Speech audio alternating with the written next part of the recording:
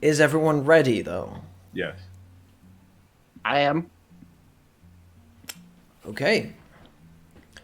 So, instead of starting inside, we're going to start right out to sea. The first shot you see is going to be the camera beneath the water. Just the quiet of that sort of ethereal water sound around you, and the nothingness, and it is pitch black. It's nighttime, and it's pretty fucking dark down here. But it's also kind of peaceful. Slowly, the camera is going to begin to raise, and as it does, the noise breaks the surface before your vision fully does. The wind is all you hear first, the surrounding, pushing wind of this oncoming storm roaring across the ocean currents. Then there's the churning of the water, the great crashes of the waves smashing into each other like there's some great massive battle taking place on the sea. The dark waves smash into one another over and over again, pure force condensed into this moment. The camera continues to rise, and Ullmanoch is just a tiny dot way off in the distance, as the rain begins to pour and the dark cumulonimbus clouds begin to push their way towards this city. Outside Barrow Ridge, at a gate hidden in the side of the hillside, between several boutique sort of shops and fancy-looking houses, there's this tiny little grate, sewage grate type thing built into the wall, which people are walking through one by one. The last of them have just made their way through. Ned Halford has just made his way through, as has Maddie Neelan. Inside, all you hear is the distant sound of the wind buffeting its way through the houses. All across the city, people are boarding up their windows, boarding up their doors, and preparing for the storm that's to come. Though it's Scotland, it's England, they've not had quite the kind of storms that other countries have had. They're all pretty confident that tomorrow they're going to wake up to find their city mostly intact. I am going to ask for a monologue. Would someone like to give me a monologue for how they are feeling right now, please? Who would volunteer?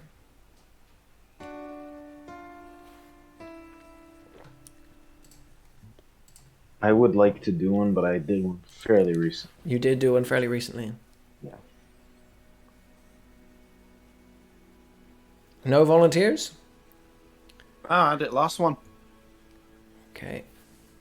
All right. And Syriinx doesn't want to do one. I mean, here's the thing. I can. It's all right. Really, really long time. Well, how about we do a recap for the moment and see how you're feeling, and if you're still feeling like no, we'll do the recap first. Yeah. See how you're feeling, and then we'll go from there. So, can I have a recap? Same as always. One person does the recap. Everyone picks it up where they drop off. So, what happened last time? 4 tickets. I entered into the thing with Arabast, and he said, "How many tickets you want?" I said, 4 tickets. And there are 4 tickets. I went down the very long, muddy, greasy hallway. I found a lion's skull, and it opened up. And now I am in the Abraham Lincoln booth, the balcony looking above everything. And I see a lot of people that I don't know. And then I see some people I do know. And I don't know how that's going to end. Could have said it better myself. I see Fear, the Bardsman, the Lion King. I see, ironically, not Grace, but it would be pretty funny if he was here. And a lot of other people that I don't know. And I have a perfect view of the place. Yep. You were up in the top with a good majority of very rich-looking people, a very fine-looking balcony box built over the attack or over the battle arena, the circular sort of cage in the center of this room. The rest of the people milling around in the bottom part of it, and it looks like you're in the giant underside of a massive, enormous barrow, or sort of funeral place. Celtic funeral sort of burial place. Maddie Nealon, what happened to you? Well, Maddie helped out her landlady in the morning. Took some time to recover from the crash, and then made her way over to this fight as well. Got in by letting them know that she was there she was there for Thomas Dale. And yeah, they let her in, and she's now watching the fight, standing pretty close to it. Okay.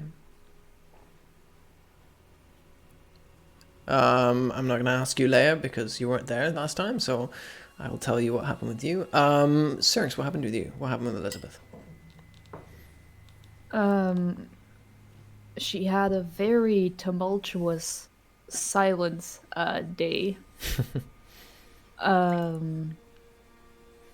Where maybe, I mean, shouldn't say this out loud because that brings bad luck, but maybe for the last time she had a quiet moment with her wife where some secrets finally came out. Maybe the first time they actually sat down together and talked with no secrets between them. And what was revealed about your wife? That she's a hot damn also reincarnation of death. Whoa, bow chicka what whoa. You idiot. My plans. Amazing. No, that she is some kind of gateway or bridge between things, most presumably between the living and the dead. Mm-hmm. And that there was an order, is an order out to get her from the moment she entered the city. An order which also tried to kill Elizabeth. Not kill Elizabeth. Recruit. And she sort of protected you from that fate. After some conversation about where you talked about where you were standing, what you could do, you considered fleeing from the city, but Alison told you she didn't know if that was a possibility anymore. Due to the nature of her powers had decided that this was where she was going to be for the meantime, and due to her being a gateway, she didn't know what would happen if she moved too far away from the spot where she was. You talked for a bit longer and came to the conclusion that you were together going to go to this fight, and together going to face whoever it was that was trying to rip you two apart, and, well, fucking beat the shit out of them. Dante, what happened with you last time? Calls. Many, many calls. Calls to Elizabeth, verifying that she is indeed alright, and her trying to verify that I'm alright. Calls to Celia, trying to see whether she's okay and she's prepared for the storm, and to verify that her idiot brother passed to the phone that I left him. A little text to Ned Halford to meet in a park mostly abandoned by people, and to see what his mindset is, to see if he's ready to do what needs to be done. Dante wasn't too impressed with everything Ned said, but by the end of it, Ned did ask what direction to take, and Dante told him that when they come to him, when they tell him to turn on us, to betray us, that he should say yes. Okay. And with that, They exchanged a few more words,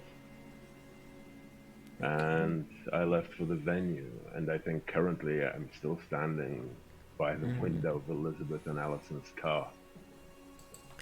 Okay, Nahia, what was the last thing you remember?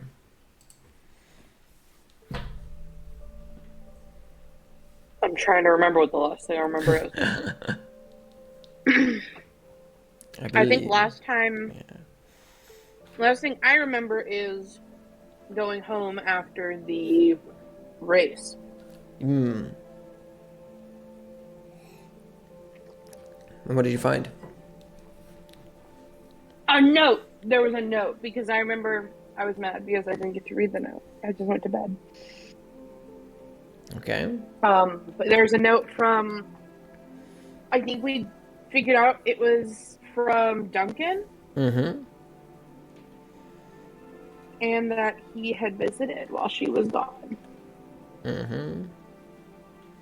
And you found your fiance, little tipsy, on the couch, sort of waiting for you to come back. And you helped him up to bed. I'm going to say the next day or so, because we're jumping to where you were, you're going to have just spent some time with Kingston and taken things easy when the message came through from Ned that you were to come to this fight. I'm going to say you have arrived at this fight outside. So currently at the moment it is Elizabeth, Dante, Allison, and Maddie. Sorry, not Maddie. Nahia, who are all outside, whilst Ned is in the balcony box, and Nahia is inside amongst the very many people. Maddie, sorry. Ah, God, my brain. Ah. Everything that we have done so far has led you to this point. Every decision you have made has gotten you this far. You chose not to help Gillian Gales and be murderers for him. You, well, chose or were forced into a confrontation with the House of Donnelly, which destroyed it. You chose to investigate further the forces that were above this case, rather than the forces of this case. And you learned a lot from that. And here you are. And as we start things off, I'm going to start with Maddie, actually. Down in the bottom part of this pit, as the figure you watch get ripped to shreds inside the arena falls still, his blood pumping from what remains of his body. Already, the creature in there begins to return to its human form, while several other people begin to come in and drag away what's left of the body parts. Around you, there is the thumping music and sort of disconcerted feeling of people ready to party, almost. Like the kind of feeling you get late at night on like the shore in like some Mediterranean town, where there's some people hawking items and stuff, and there's a bit of a thumping, thudding music around, and there's a mix of the extremely wealthy to the pawns of the wealthy here. But they're all in the muck in this area, and you can tell it's sort of like the Glastonbury type thing of, here's a bunch of super rich. Glastonbury's by the way, a festival in England, super rich festival where you go and the very rich go and put on wellies and pretend that they're poor. And it's kind of that kind of feeling at the moment. Okay. What are you doing? Yeah, so this whole cage situation, it was like a round cage, right? Kind of. It's a circular hanging suspended ball. Yeah. With it's weird because like even though it's a ball, the sort of the bottom part of it is like a flattened out mud, so there is like a circular arena for them. There's just no way out the whole rest of the way around. Right, and from where do the you watch now. fighters enter? You watch now as there's literally, simply put, there's a fucking plank that comes across. They push it up against the side of the thing. One of the sections of the circle opens. They push the plank up, and they start dragging the body out of that. Interesting. Yeah. Is there a door that I can see from which the to which the previous fighter goes, or from which new fighters come? At the moment, the fighter is literally just standing there, in sort of the area with his arms held high, with a couple of cheers going off. After a short sort of bouting of cheer bouting thing, there's a sort of turns. The second side of the gate opens. Another plank is put off, but you do notice that there is like a clearing of the audience there. There's a section the audience can't get to around this circle, and that being heads out that way and continues through a door on the other side. There's no way in or out there. Right. Well, I'm gonna get something to snack on. For as long as my friend is not fighting, I'm just gonna get myself some food and watch whatever fight is going on. So, okay. Yeah. What are the options? The food options here. You head around and you can sort of see it's a wide variety of the mundane mixed with a bizarre sort of combination of something in between. So, like, you step up to a burger stand that looks completely normal. It says Reggie's Burgers written across the top.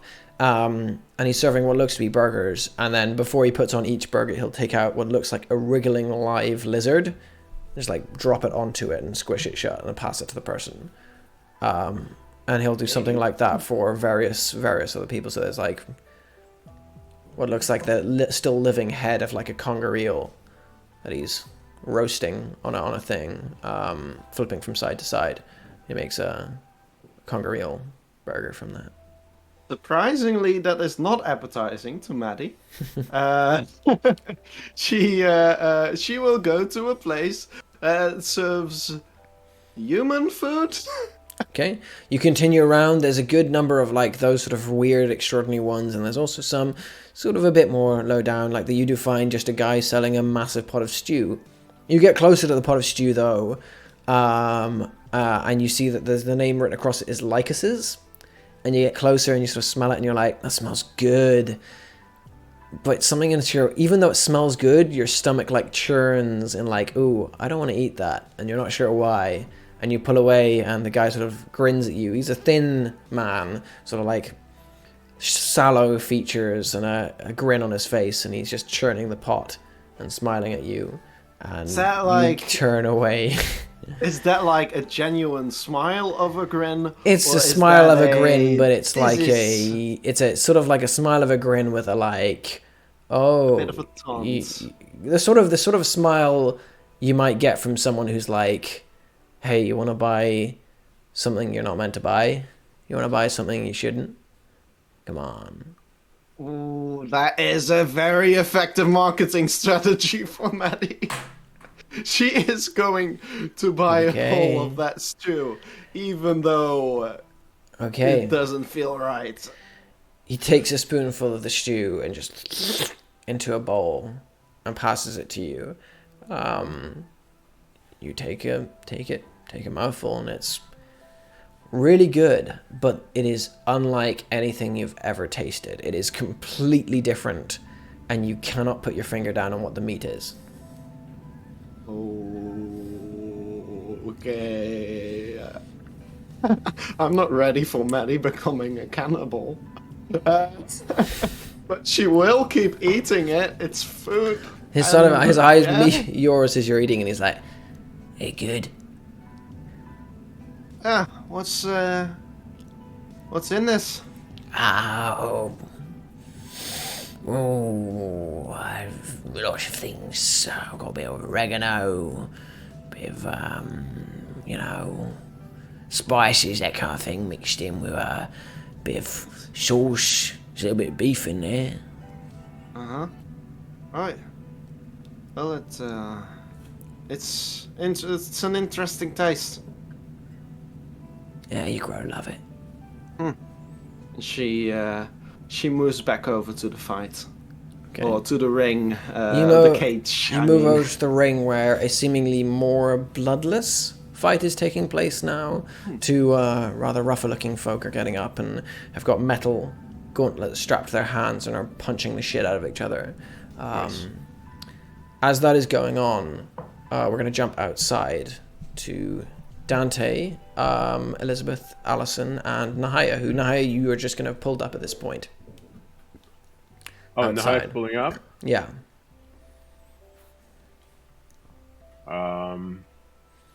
Before Elizabeth closes the thing, before I even see Nahia, I will say, I'll try to give you two an opening. You see me going to the gate, assume that in a minute or two I'm talking his ears off, whoever is out there. Try to make it past them. If not, well, find another way. It's highly appreciated. If you manage to do that, then we'll try to get in. If not, well, they'll know we're in there at some point in the night. Yeah, and when they do, don't dare show an ounce of fear. I think I'm gonna show fear to the guy that almost killed me and was planning to take away my wife. Dante sort of shrugs, says, I don't know what you're planning to do. Just saying don't. If anyone should be Thank scared, you for it's your him. advice.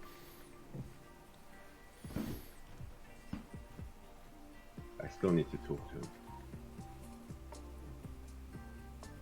Any insight into his, well, thinking would be appreciated.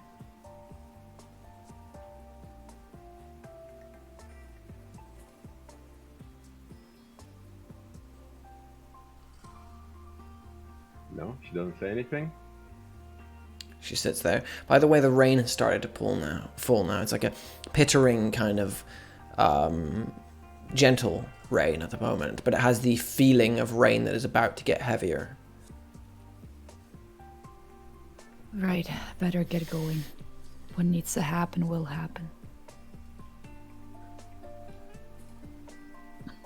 So since Elizabeth hasn't said anything at all to Dante's request, I think Dante will start moving immediately afterwards, just towards the gate and past it. Once there's no more people filing in. You move towards the gate. At this point, there's pretty much most of the people are through. There's only like stragglers very occasionally making their way through. You get closer, and you see the guard has been changed from the one that was there with Ned. It's now a rather bulky-looking guy. His arms behind his back, muscles sort of straining in his suit, glasses on, and he goes, "Hey there, what Dante are you still has a doing?" cigarette. Still has a cigarette in his mouth. Hasn't lit it up yet. He sort of stops you. He's like, "What are you doing? Looking for an entry? You can't smoke in there." Alright, I'll smoke by your side before I go in then. I just go to the other side of him, to the other side of the door, that is. And I just light it up. I say, okay if I smoke here? I guess. You want one? Sure. I get out the pack, thumb a cigarette out. You... It's Lucky Strikes, by the way. I don't give a shit about bad brands. I'm telling you, I'm not telling him. Oh, I'm telling you he takes that and he puts up to his lips and sort of looks to you to light it. I give him the butt of my cigarette to light it with, you know how you do? Like you put the cigarette. Yep, he puts his to his and starts drawing in. He goes, as he starts drawing in, it lights off yours, and he goes, "So, who you with then?" Well, right now I'm talking to you. Well, whose invite do you have? Whose name do you have? Oh, we'll get there. What's inside look like? Sorry. I'm just wondering, you've been here. This is sort of my first time, so I don't understand what's going on. Are you stupid? Occasionally. Your lucky strike, by the way. This is the one you've put juice into, right? No. What? No, this isn't the same one? Okay, good. Yeah.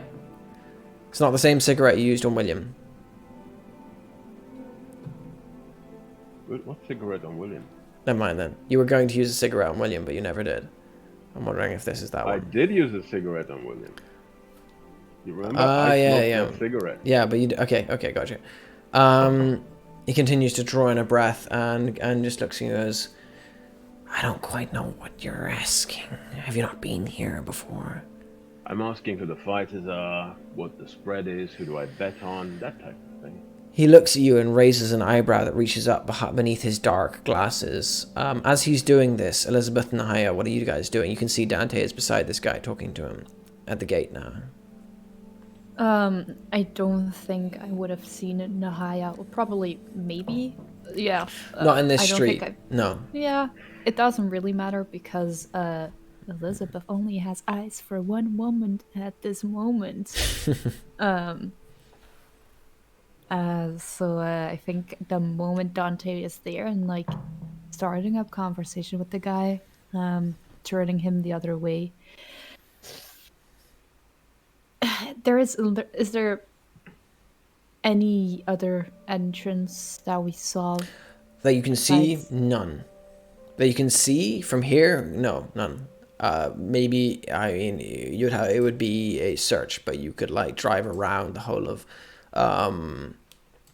Barrow Ridge and try and find another entrance that looks like this. As you've definitely not seen anyone though.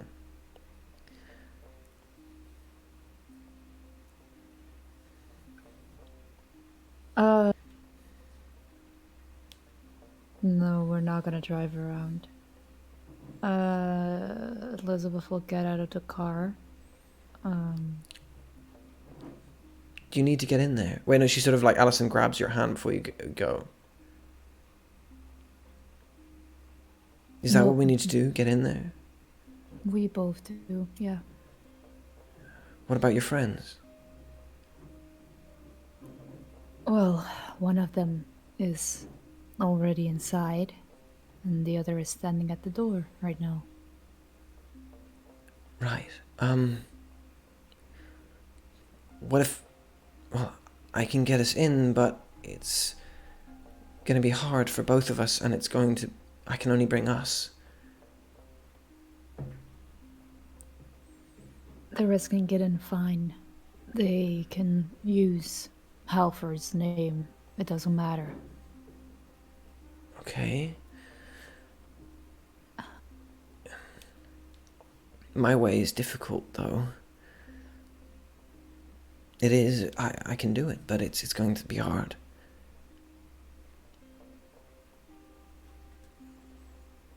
If there is ever a moment where we take the difficult route or we try things we've never tried before, I think the night counts. Okay. And drive us around the corner. All right. I'll get it ready. It may be difficult, but you're not alone in this, if that helps. Her hand reaches out and grabs you, and she goes, I know. And I'm right here too. I'm not going anywhere. Without any screeching tires, we drive around the corner. Do I see this? Yeah, your turn. You're sitting beside the guard, and you're looking. Standing. Yeah. Yeah, you're standing. You're standing beside the guard. You're looking out. Yeah, this is up to you. How much attention is Dante paying? I mean, he's smoking and looking. He's waiting for Elizabeth to pass so he can distract. I'll allow it. Yeah. You see Elizabeth drive off. You also see at the same time Nahia step out of her car. You a fan of the fights? Not really, never been. Not been. Nope. You're in for a treat. They're spectacular. At least I think so. He draws in a deep breath and he goes, You like blood? Now you can see Dante and this guy standing there, and you hear him say, "You like blood," and the voice sort of kind of echoes out towards you as you're making your way towards. What are you doing? Not particularly, no. Sorry. Well, I then have it to might not unmute be for it. you. I can see her moving closer towards. Yeah, Dante, you can see. So Dante. Nahia is moving closer to the guard and Dante, but you're there. You're out of your car. You can see Dante and this guard, and you don't know it yet, but Elizabeth has driven away behind you. I don't show any sign that I recognize Nahia. Okay. Just keep smoking. The guard looks over Okay, and sees Nahia approach and goes, "Shit, that's a big woman." You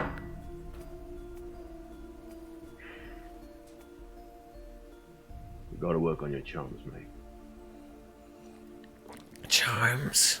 She could crush my head between her bicep. And as he says that, Nahia, you get closer, and you can hear him say that. He sort of looks. By the way, he's wearing glasses over his eyes. And he has a cigarette in his mouth, and Dante is beside him.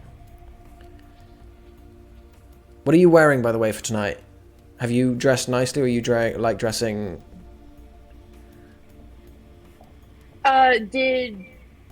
Did anyone specify in any of the messages about the fight how to dress? I think did you specify? I said dress nice, just fancy, you know? Okay, you did. I remember that you definitely did. All right, okay, yeah, he did say that. Yeah, so what would she wear? Nice pair of slacks. Okay. Loose sleeved, like the buttoned up shirt, but like partially unbuttoned, trying to look rough but put together at the same time. Dante, That's the vibe. have you dressed nicely? Dante always looks the same. Okay, thought so. Yeah. Same for Maddie. The guy is sort of standing there as he gets closer, and he goes, "All right, miss. Who you with?"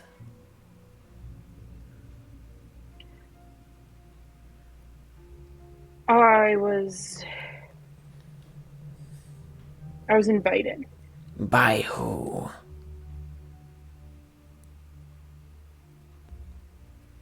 Do you recognize the name Halford?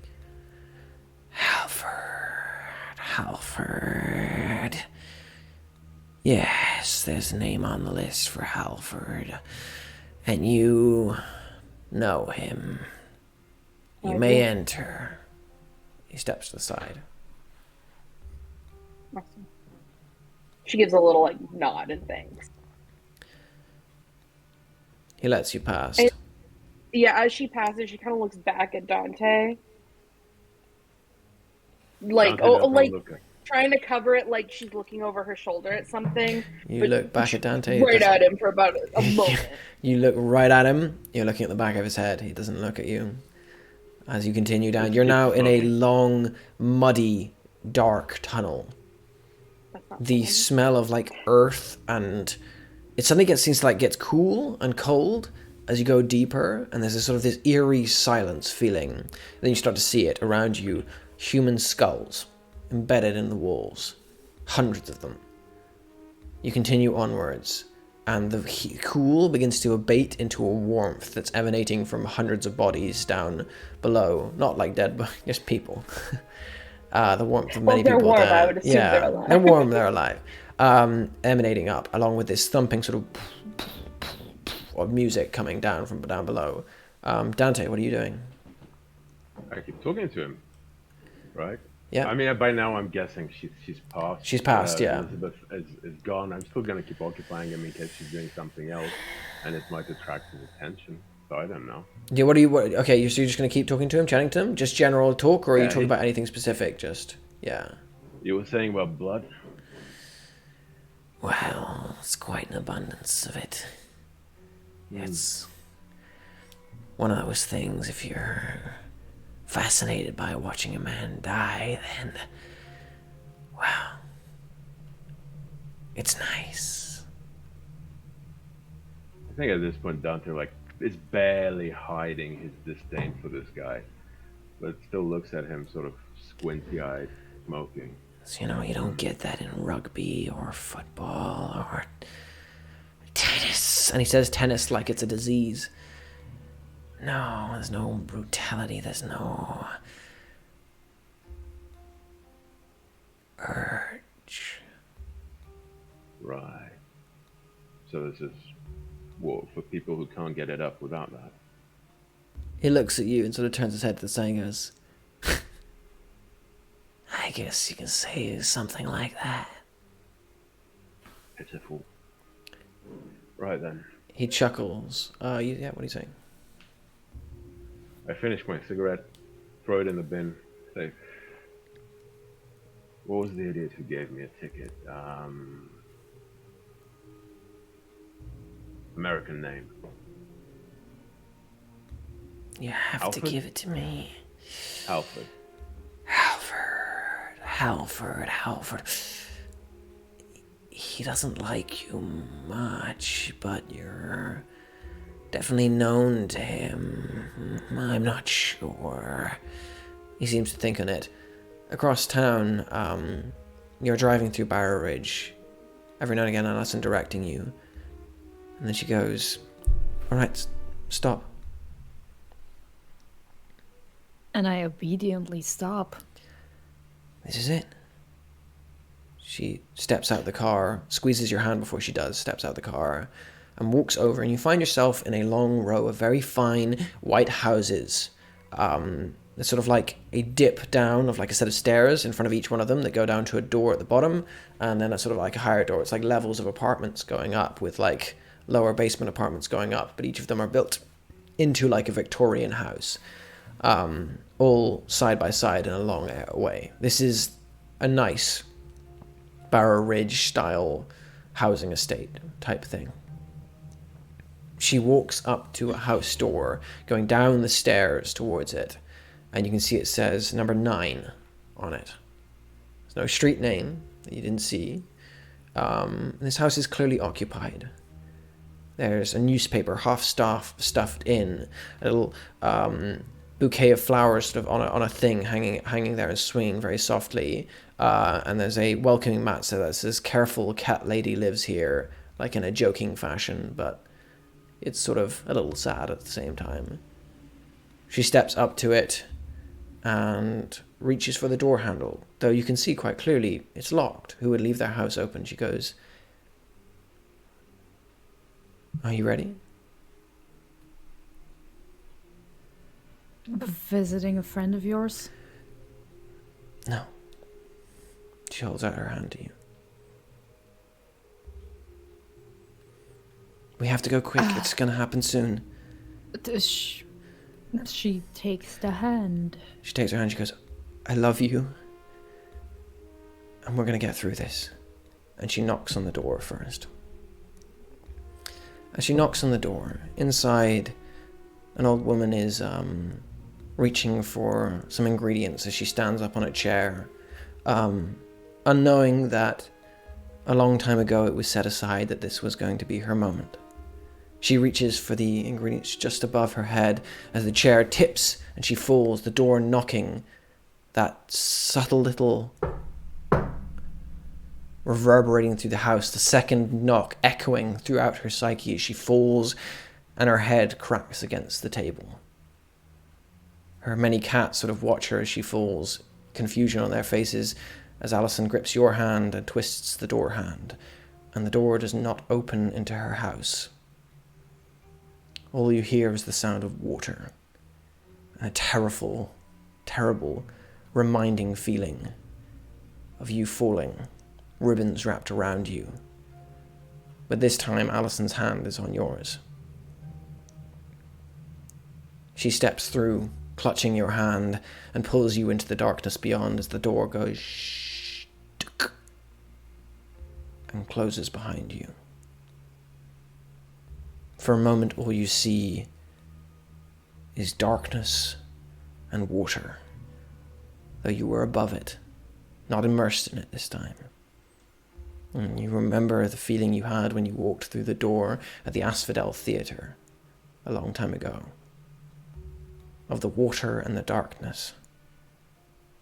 You are standing on a luminescent, thin bridge above the churning black darkness beneath you. There's an old woman standing opposite you.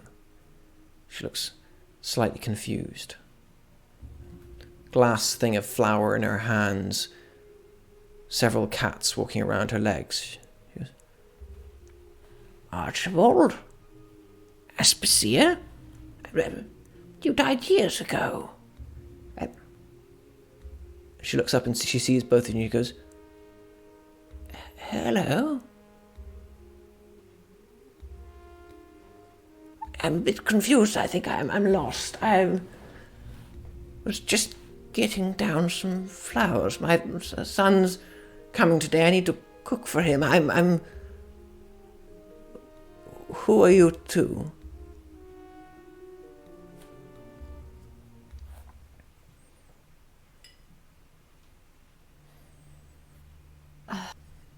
I think Elizabeth will, a little confused at the beginning, she'll kind of glance to her side to Allison.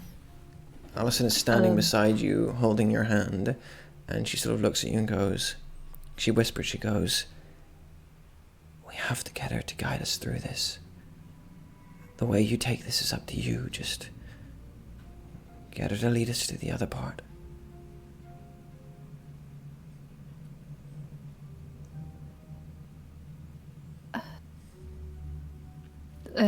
Elizabeth will turn back to the lady and say, so sorry, I'm sure you'll be back with your son, is it? Yes. Michael. He's a good boy. He likes brownie cakes. I tend to make those for him on his birthday. It's not his birthday today, but I thought it would be nice to make him a brownie cake. He doesn't visit often.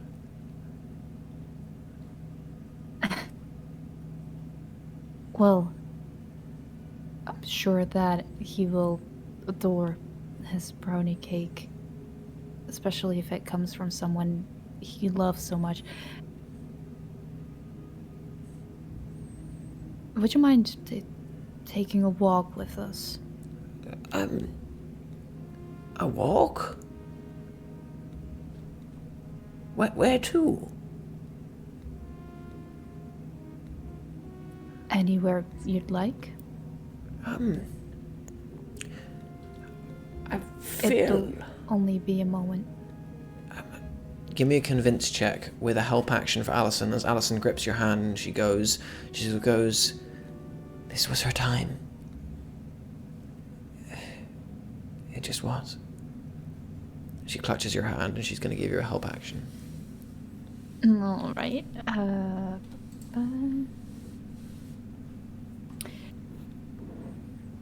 I'm gonna put in the tags that have to do with dead people and being good with others, like being easy to be around. Okay. All right.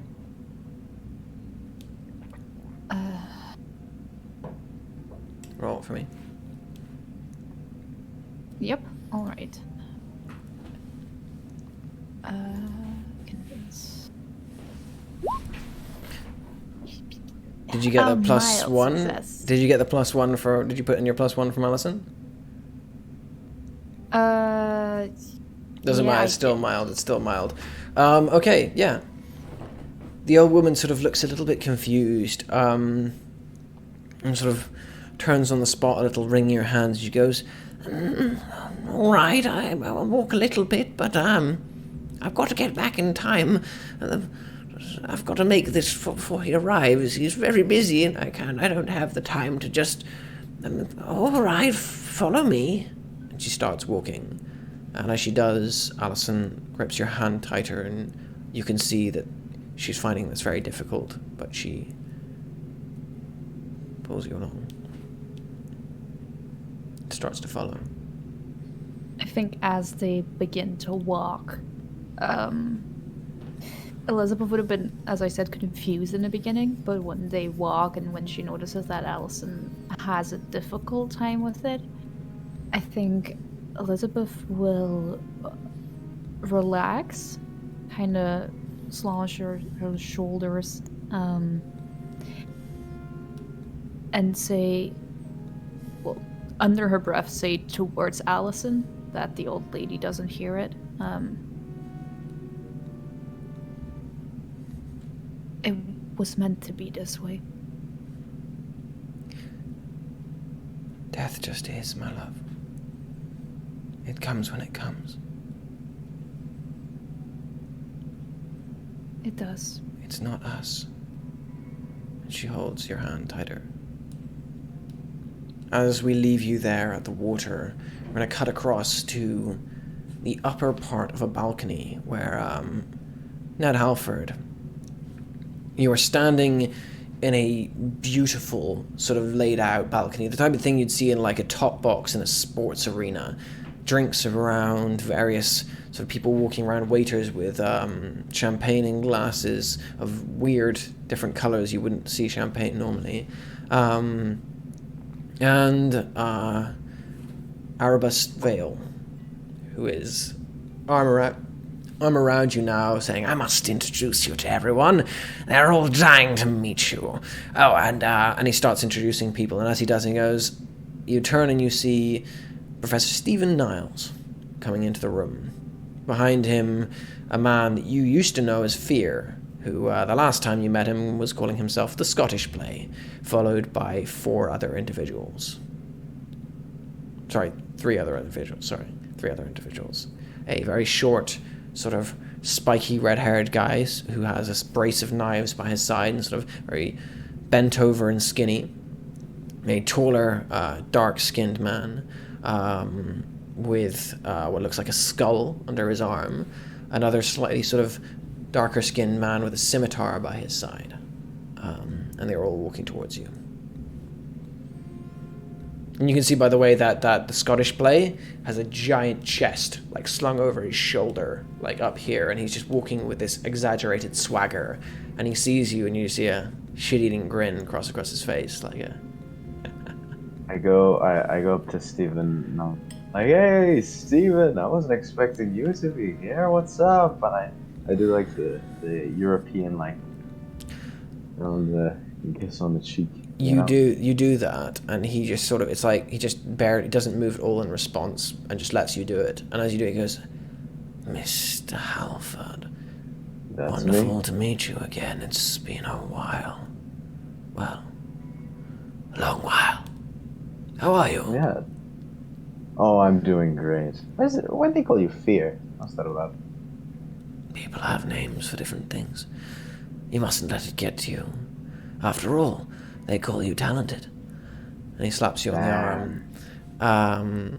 And he looks back past you and goes, "I apologize. I have to talk to Mr. Lynch. Perhaps later."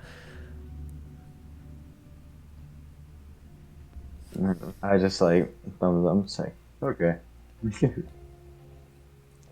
He steps past you, and continues on to where you saw the blonde man with the swept to the side hair, the sort of the far crow's peaks in his head, wrinkled-ish look to his face, but a sort of a wrinkled look of a man in his 50s who just like refuses to let age get to him. Muscular stature, rings on his fingers in a tight-fitting suit, hands behind his back as he looks over the arena. As you watch, one of the servants comes up and lights a cigar for him and puts it into his mouth. And he just sort of begins to blow and puff at it as Stephen gets over to him. Arbalest is standing beside you as the man you thought was called Fear steps up to you and goes, "Well, well, well, looky here." Hello there, Mighty. I'm so sorry about the car. Unfortunately, I can't bring it back. I'm glad you still think of me and Mighty. I thought that would throw you off your game. Are you not Mighty? No. My name's the Scottish Play. Pleasure to meet you. In person, for the first time, really. It's just business. I'd rather you don't do that again. You only have so many cars to lose. You know, I go to shake his hand. you got away from me before. He doesn't shake your hand. You got away from me before. You turned your car into gold. You smashed through that window like it was nothing. Next time, I'm gonna take your damn head, you understand? You enjoy the party now. Why can't we be friends, though? I don't... It's just... 'Cause, my friend, there ain't no relationship between lions and sheep. You pray, and I'm gonna kill you one day. You understand?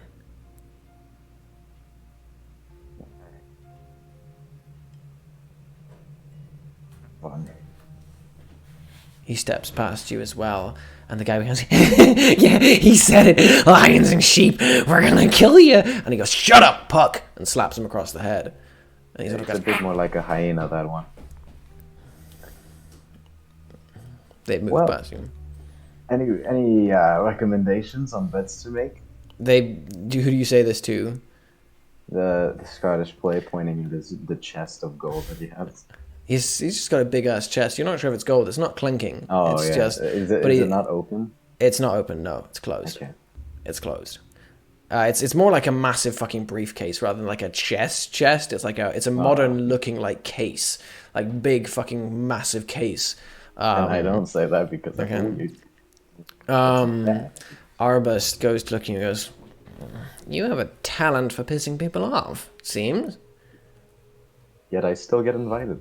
Great. That's the man we need to talk to. And he points at the person Stephen is now talking to.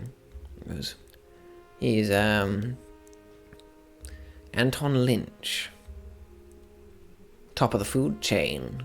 But if we can get a meeting with him, I can get all your ideas, all your little endeavors funded. Trust me, you're amongst the finest of this city. You see over there, that right there is Castellano, the Castellano. And he points over to what looks like the sort of like European-looking Frenchish guy, little pencil mustache, gray hair, short sort of with like silver fox-looking thing, cane in hand, who's busy chatting away with some people. He goes, and the other side of him, that's Elizabeth Castine. You see a woman dressed immaculately in a full suit, sitting a little bit apart from the rest.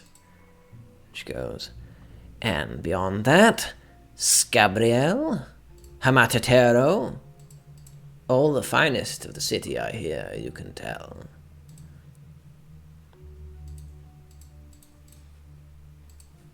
This is a lot of names. You'll learn them eventually. None of them are, well, council material, but they're the sort of people you need to rub shoulders with in this town if you want to go far.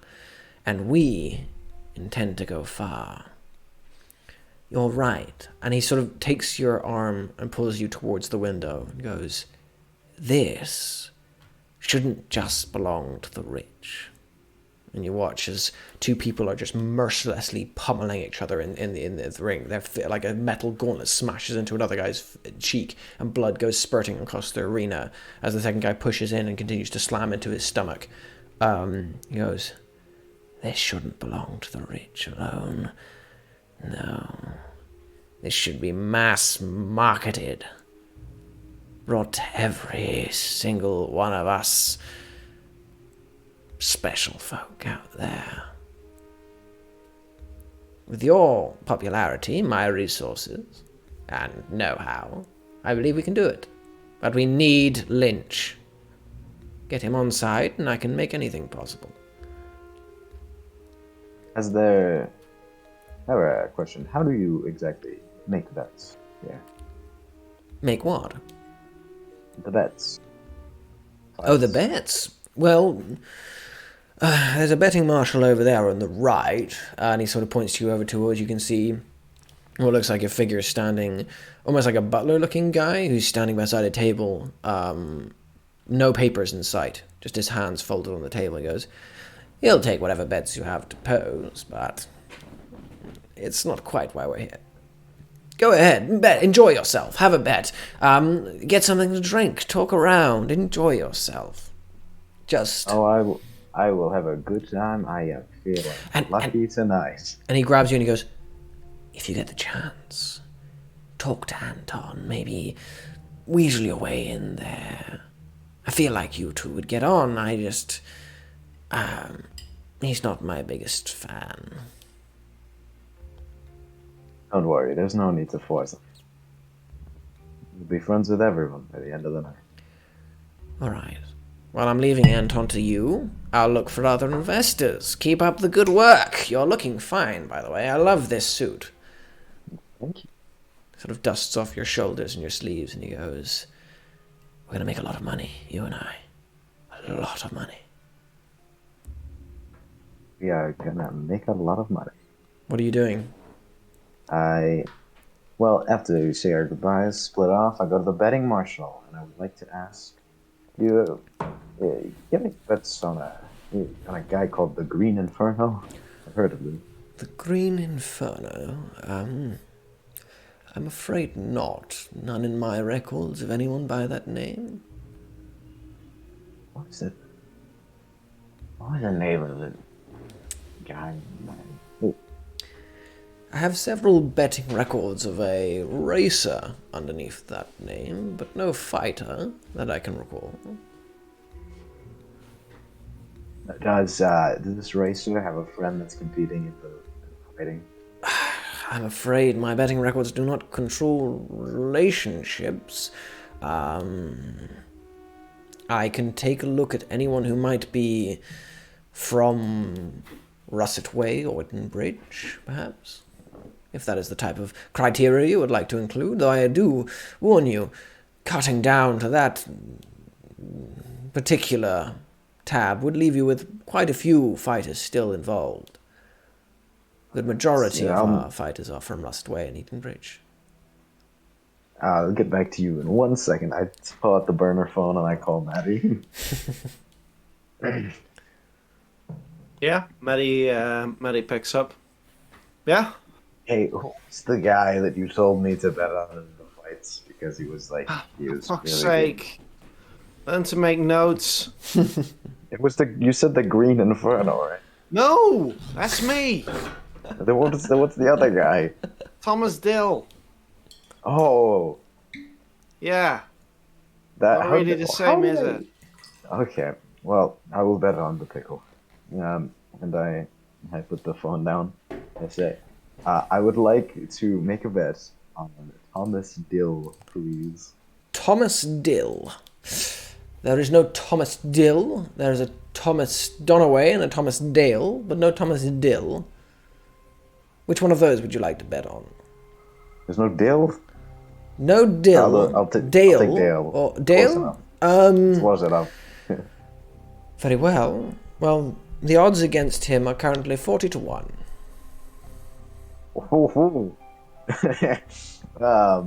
There's been a shift in the schedule. He is no longer doing the fight he was expected to do and has been shifted to a new, more considerate flight. Request of Mr. Dale himself. Wait, so he's fighting someone who's notoriously better than him? Or... Yes, that would be Spider. She's awfully deadly and, well, you'll have to see for yourself, but she has a good kill record. Oh, this is tempting, but I want to make a bet on it, like an underdog story. Very well. How much would you like to be betting? Is this the kind of place where we can bet things on? If you're looking for immaterial bets, I can take those, though the immaterial responses are just as bad. Whatever you give me, you will have to pay back. I see. I lean over and I get a bit quiet. And I make the bet that if Commondale wins, everyone, at least in this box, will forget what my face looks like. Quite a bet, Mr. Halford. I see you're not one to shy away from quite a deal. Okay, I can take that deal in return for another one. If Mr. Dale loses, remember this is a 40-1 odds. If Mr. Dale loses, well then, I get the life of someone you love. What the? That seems quite different than what I was originally asking. Mr. Halford, have a look around. You're surrounded by the cream of Ullmanoch, the finest of the finest, the richest of the rich. To bring about something that you asked for is quite a substantial sum. Okay. I will dumb it down to simply, I lean over quietly. The 4 dudes over there and the old man who's here. Just those guys. Ah. Just those?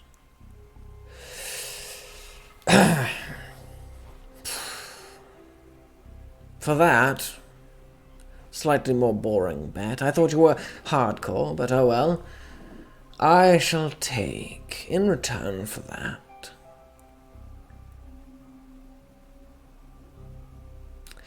I will take the good opinion of 3 people that are close to you.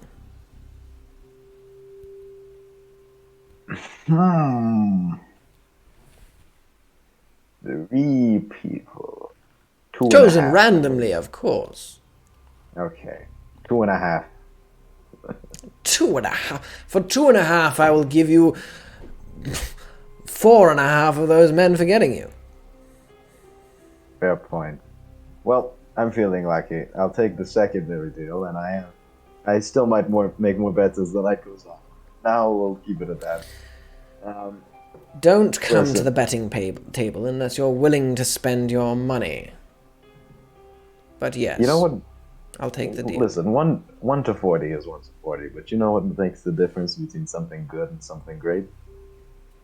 What? My involvement. And now he says, let's make that deal. Very well, Mr. Halford. And he scrolls something on a piece of paper and he turns it over to you and you see the terms of your deal written there. And he goes, sign away. What lucky.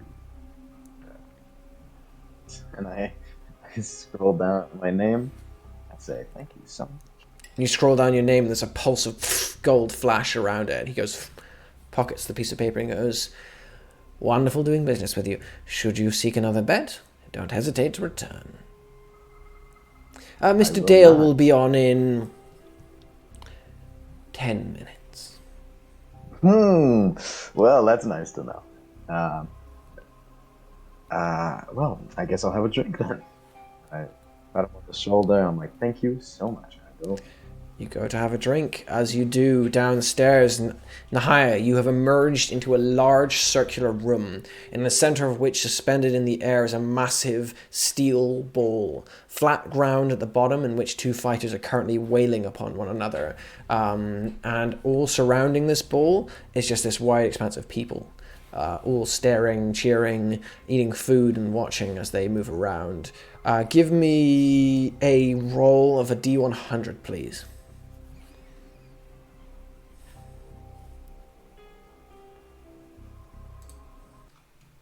Sorry, I had 15,000 tabs open, and I was trying to find my own mute button. That's all right.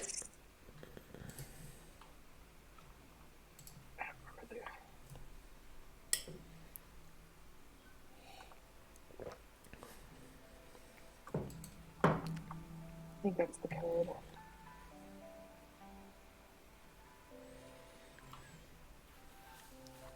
Okay, that's a mild success.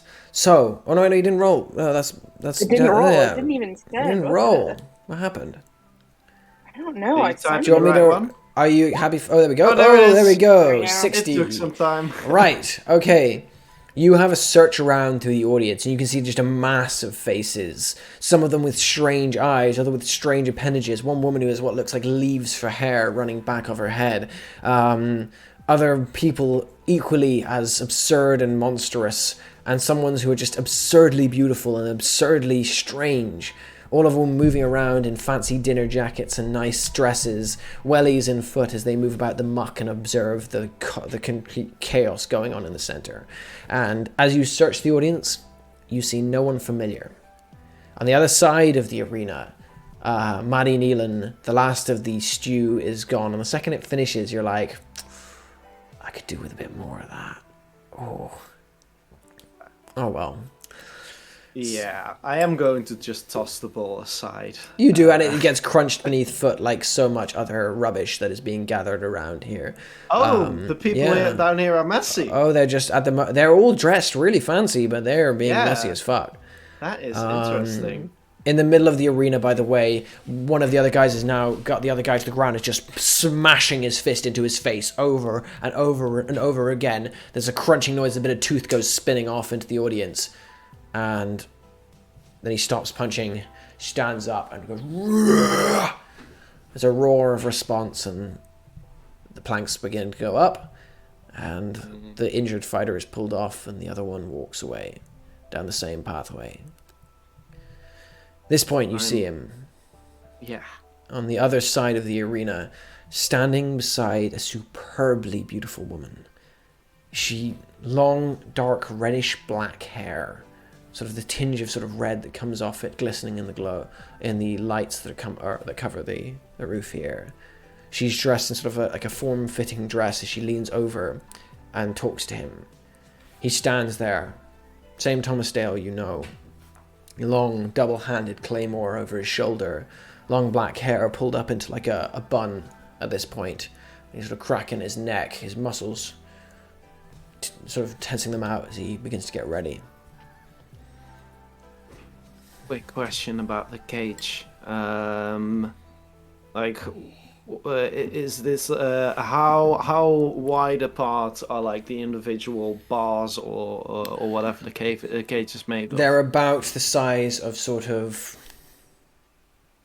about like that. There's that sort of length apart. So like Oh, a good love sort of, it. yeah, they're Great. small. Yeah, Yeah, they're small. Well, quite like to big for say- what I. It's quite big for what you imagining. want, but yeah, yeah. I would like to say before you proceed, after you answered Yeah. Ned's thing, well, like the thing, you get a text message from the burner phone that says like, "You just made a bet on him for something pretty important. Cheer him on for me, will you?" You know. You get no response because right I now, understand. You know. Maddie has taken out her second phone. She's got 3 phones on her regular phone, burner phone, and a spare phone. So she's taken one of those out, and she's kind of torn it open slightly as she starts to mess around with some of the inner workings. She might need to use this later, but first is gonna see how the fight is going. Okay. As that's happening, by the way, upstairs, Dante, you stand beside the guard now, and he's going, "Yeah, you can be let in." While Dante's passing him, because the last thing he said, "This is how Halford feels about you," Yeah. I just lean in and say, "And how do I feel about him?" He looks back at you, and you see like behind the glasses, it's just a flash of a set of eyes, slitted snake eyes, flat, lifeless. As he sort of looks at you, goes, "That bad, that good. You are, well, have a fun night." Parlor tricks.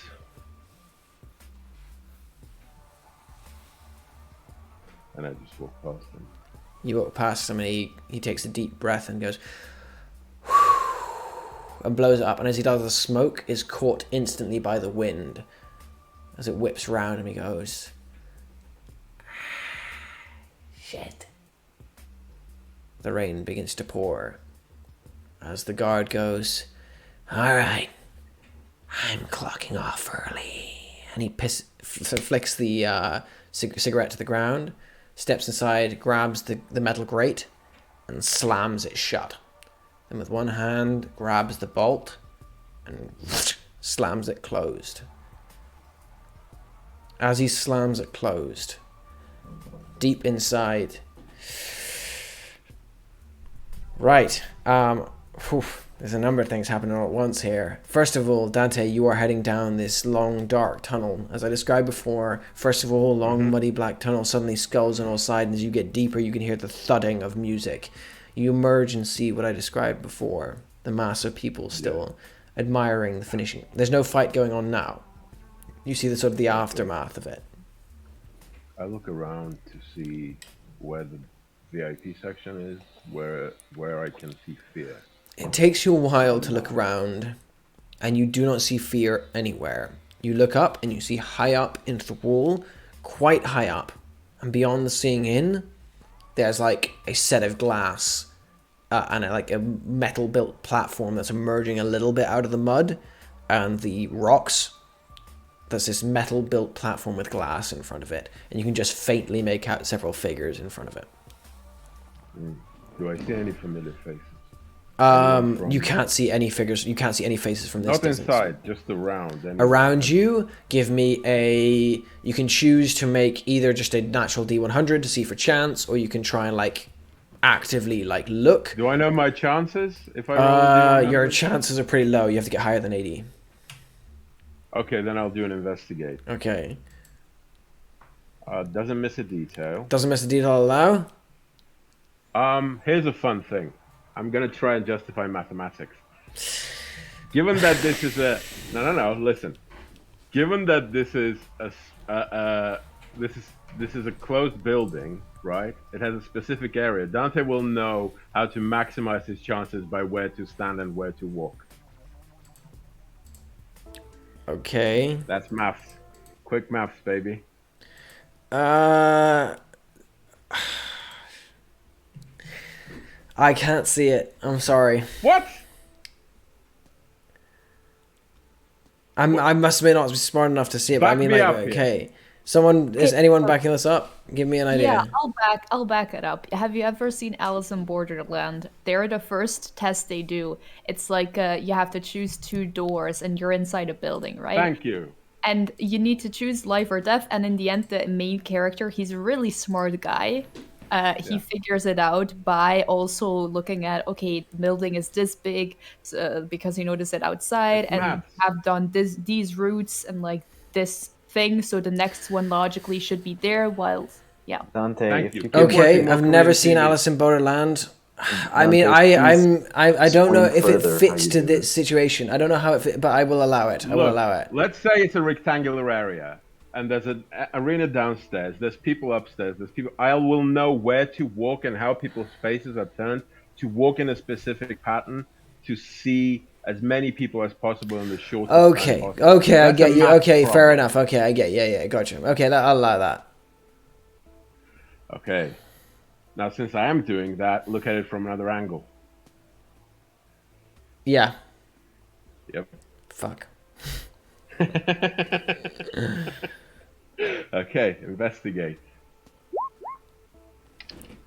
That's a mild success, right? Mild success. Okay. What do you want to know? I want to know with.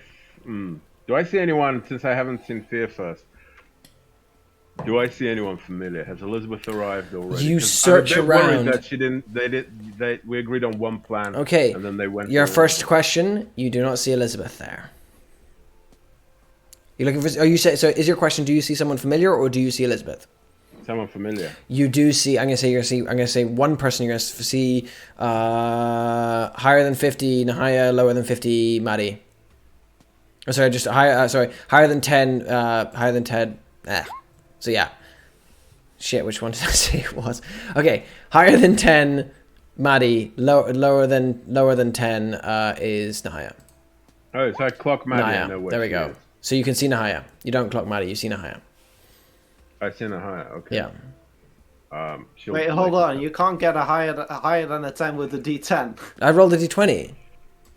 Oh, The fuck, I first rolled a one is an D10. 11. Oh, It's a shit, I rolled a D20, it's an D10 by accident. 11. Okay, yeah. The second Okay. one is... Higher than Mistake 10, against higher than 10, Maddie. This Lower than explains- 10, Nahia.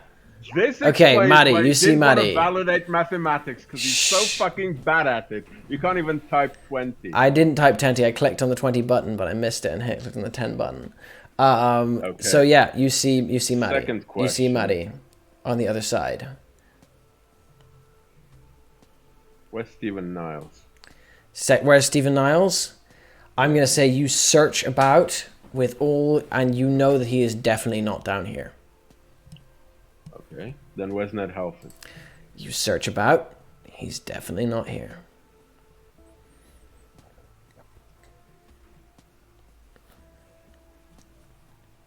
So there's no fight. There's nothing. At the moment, there's no fight. I see the horrible state of things, but not like the absolute, No fight Low is taking point of place at the humanity. moment. No fight is taking place at the moment. There's you can see Maddie on the other side toying with what looks like a phone in her hands. Okay. I take out my normal phone. Not Okay. my burner, my normal phone. No. So that makes no sense. That makes no sense. That would make no sense. If I don't see Niles, that makes no fucking. I'm good. Do you want me to leave you there for the moment? Okay. I will leave you there for the moment. We're going to jump across. No, wait. Okay. Sorry. But Dante will do. I mean, what is else like? What is there a place here that looks secluded rather from crowds? Like where are crowds No, congregating? this is all the Everywhere. crowds are like congregating everywhere. There's like bunches of people. You can like get like if you just move to like the side of the wall and you just chill by yourself. Yeah, you'll be away from the crowds, but not quite. Like you're still there with the crowds. You're just. I see. It looks like every single fucking interesting person in the upper city has been piled into one location. There's that many of them. Yeah. How big is the place? Ugh, fuck, don't make me do distances, man. Okay. Okay. How big is the crowd? You can see like close to around 600, 700 people. What? Yeah. Okay. That changes a lot. But yeah. I think you should move on from Dante right now. I'm gonna wait for an opportunity to talk to Niall. Okay. That's my priority right now. They're all sort of milling around at this point, watching. As we're leaving you there, at that moment, we're going to jump across to Nahia. What are you doing?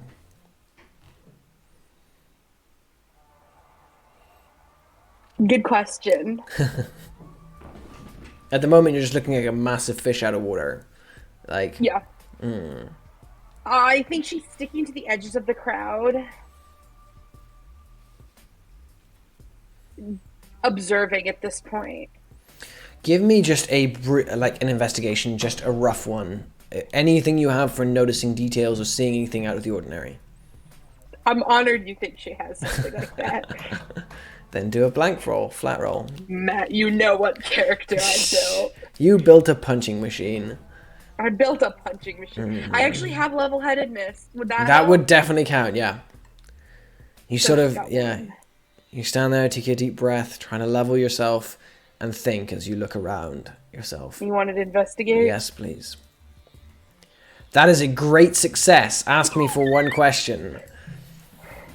That is that's a natural, that's the equivalent of that's the natural double 6 right there. What do you want to know? I know. What do I want to know? I don't know how to phrase this into one question. If I hyphenated, it would count as one question.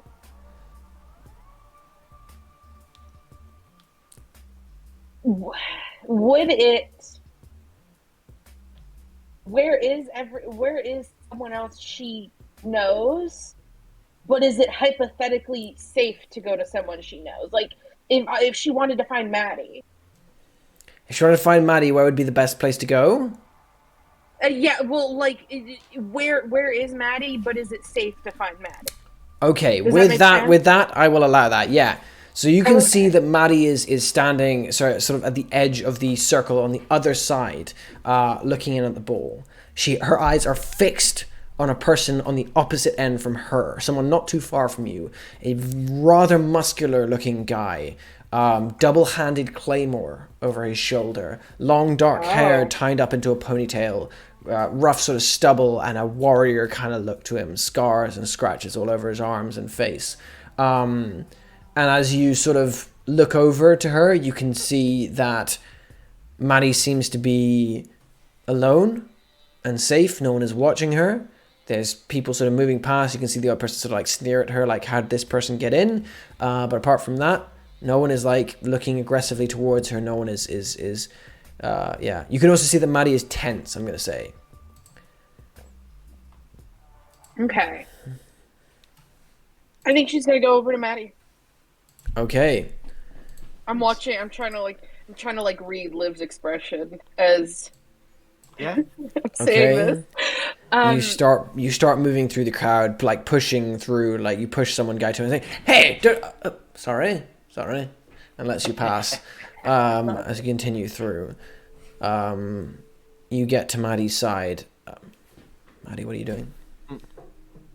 Well, I guess at the point you reach Maddie, you see, while she is looking at what's going on over there, you see her pull out the phone's battery, kind of tossing the rest of the phone aside, and she pockets it.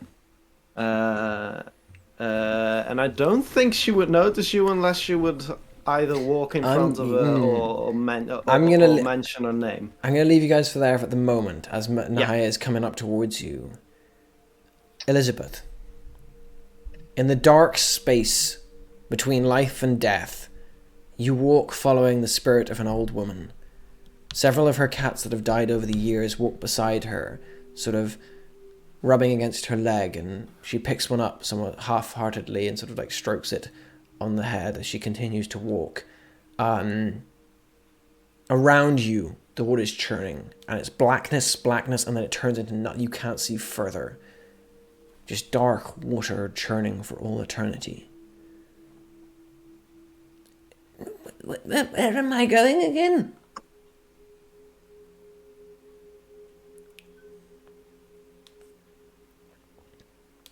Where you wanted to go. Or just... You seemed like a nice lady to accompany on an evening walk. That's nice, dear.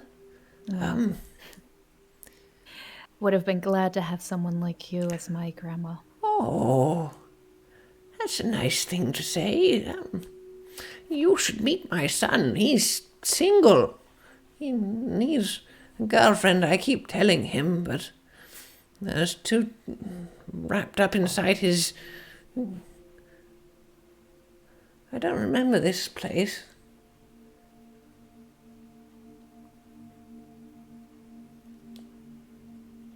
Elizabeth kind of also looks over the bridge into like the side with her as she says that. You see darkness for a long while. It's only now that you're focusing on the edge of it that you can see there's things in the water. Way right out on the edge of your vision. You're not sure what they are, but there's things in the water. We need to keep her walking. It's not so bad that you don't know a place. You can still enjoy it either way. Yes, Maybe next walk could be in the sunlight. Oh, yes. Give me a convince check with another +1 from Allison. Damn, it's hard to keep an old lady walking.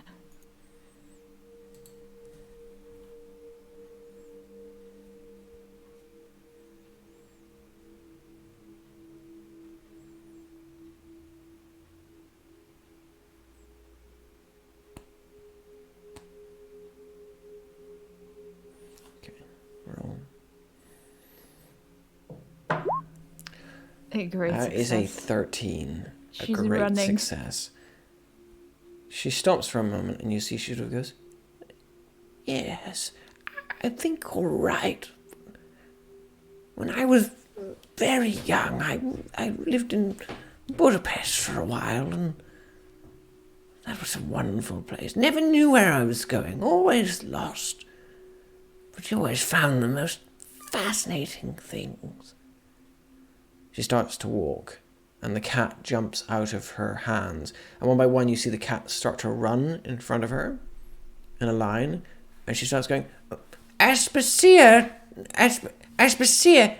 and she starts walking, shuffling, and she almost trips as if she's about to fall.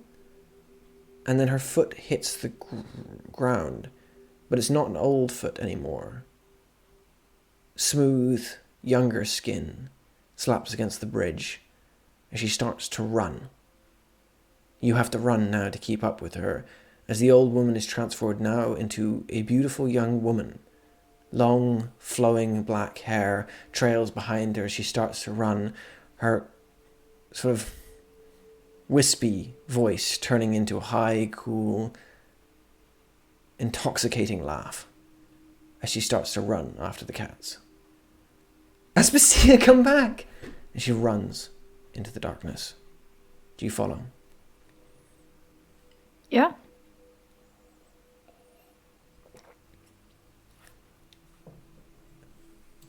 Inside Ned Halford, you see the majority of the people now are sort of murmuring to one another, and you can hear sort of like nearby you, several people are going, did you hear about the new purchase? I hear he's quite impressive, but he won't stand up to Spider. Ask me, he'll be dead in a couple of minutes. I've put a good bit of money against him. Who's talking next to me right now? You can see at the moment just what looks like two rather rich people wearing very fine clothes like yourself. One of whom has like a reddish birthmark across the right side of his face. The other one who has sort of a woman wearing very sort of fine clothing. I would like to make, I don't know if this just, tell me if I need to check for this, but I'd like to see if there's anyone right now, like, out of the names that were told to me that I recorded, that are like alone, but not in the way of, I don't want to get anyone in the middle. They're just kind of chilling. Okay, I'm going to go through each of these. You look around, you don't need to check. You see Hamada Turo is sitting in a long sort of golden sofa, quite close to the glass. He has a glass of whiskey in one hand that he's swirling. There's a couple of people around him, but he's not talking to or looking at any of them. He's sort of on his own. Slightly apart from him, I'm going to show him to you. Slightly apart from him, Scabriel stands not too far off from Anton Lynch. In fact, very occasionally, the two of them will look at each other and remark upon something that's happening down below, sort of laugh and go back to their own thing. It's like they've got a grudging respect of one another, but they're not talking properly. Apart from him, you see Elizabeth Castine is surrounded by what can only be described as like a group of, like a clique of people, all vying for her attention. Lots and lots and lots of different people, all sort of desperate for her to talk to her and give her any sign of affirmation whatsoever. Finally, there's Gasper LeSean, who's a little bit like the others. He has a good group of people around him, but it seems he's made a bit of a boys' club on his own and is laughing with them. There's a lot of sort of like cruel laughs between them as they talk about stuff. I am gonna pick Amada Turo. He seems like the chillest, and he's on a sofa that is naturally aligned with my color scheme. You head over to Amada and you see that he's sort of looking over his glasses, looking slightly bored. As you get closer, he goes, "Ah, Mr. Halford, Yep. I've heard about That's you. me. I've watched your show. Your, So much. the way you show the worst parts of humanity in a comedic way is extremely entertaining. Oh, thank you. I try my hardest. And, it's not always easy. But what do you do? I'm You a know, businessman, You're not here. like most of the people here. I deal in goods in out of the city. Work out of Oh, Old you were. Harbor. And White So what do you think? Sails. What do you think about the storm? That's gonna be pretty bad. It's nothing out of... It's nothing that will hurt us. It will blow over. Storms tend to do that. Yeah. Snap over to like one of the whiskey boys and get me some whiskey. You say this to one of the sort of the servants walking past? Yeah, one of the servants. I'll have one of what he's having. Man of good taste. He goes, very good, sir. Heads off and comes back a minute later with a very strong whiskey that he places in your hand. Nice.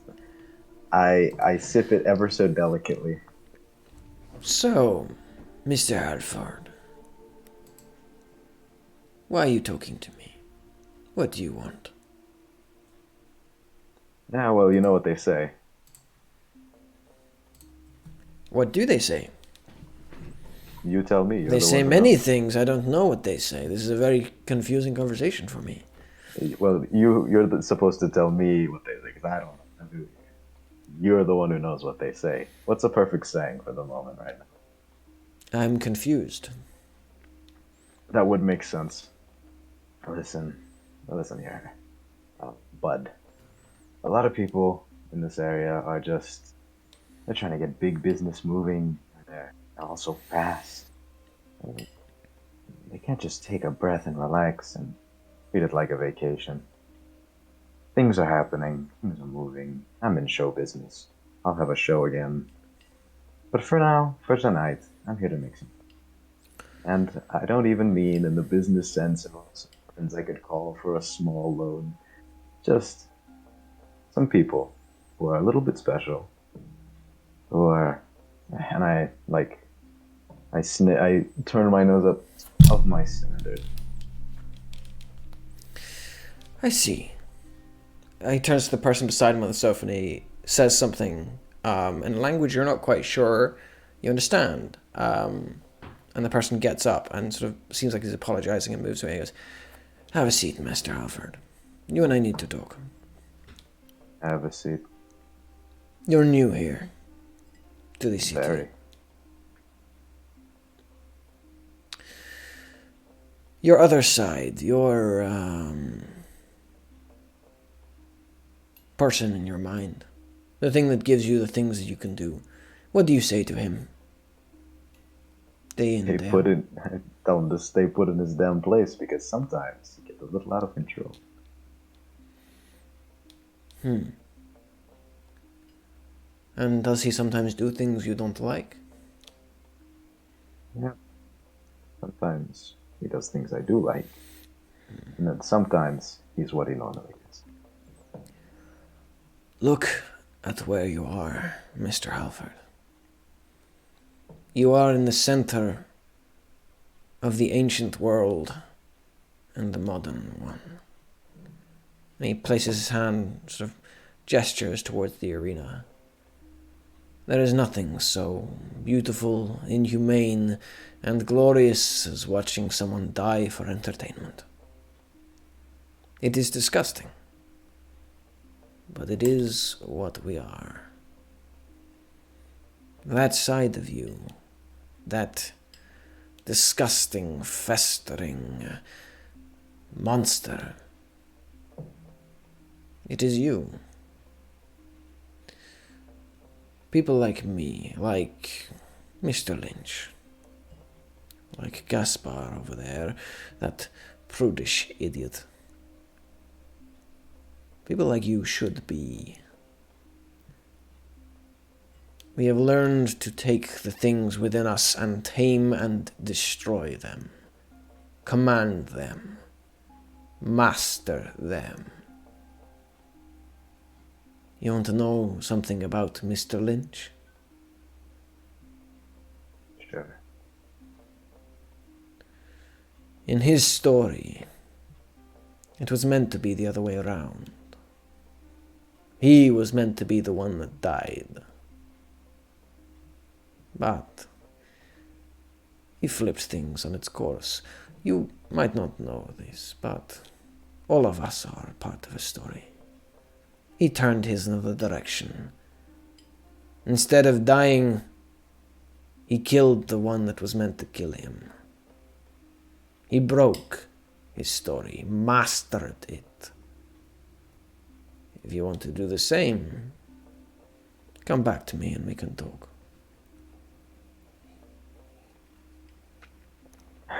Yeah, I might be new here, but I think something's a little off. This is my story. And the one breaking it is whatever the fuck that festering little woman. Is that your story, or is that the story that's been defined for you? I broke my story once, I can do it again. That's the whole point. Then do it! I'm breaking my story, not whatever his story is. But good for you, Agnes. What did you break?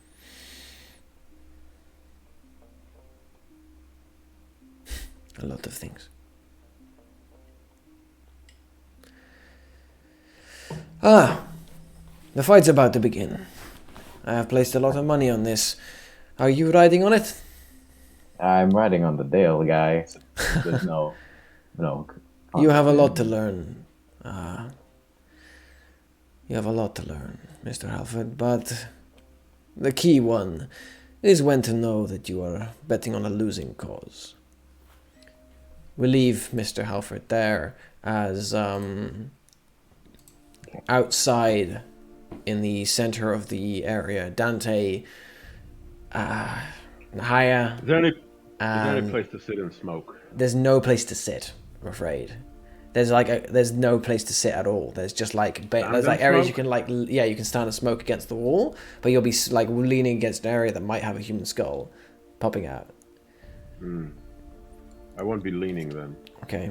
But I will be standing and smoking. Okay. So I'm looking around, just seeing if Elizabeth arrived, because I'm quite worried by now. Okay.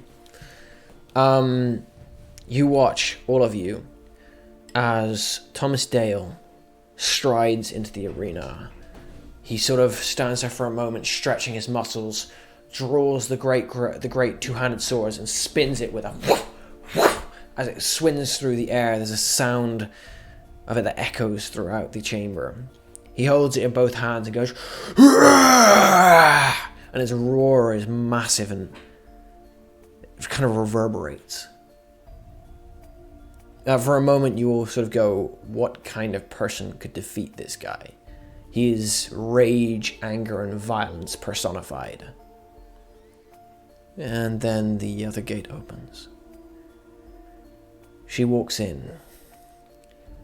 A tiny little girl. 15 or 16 years old. 2 long knives held in the palms of her hand and spinning.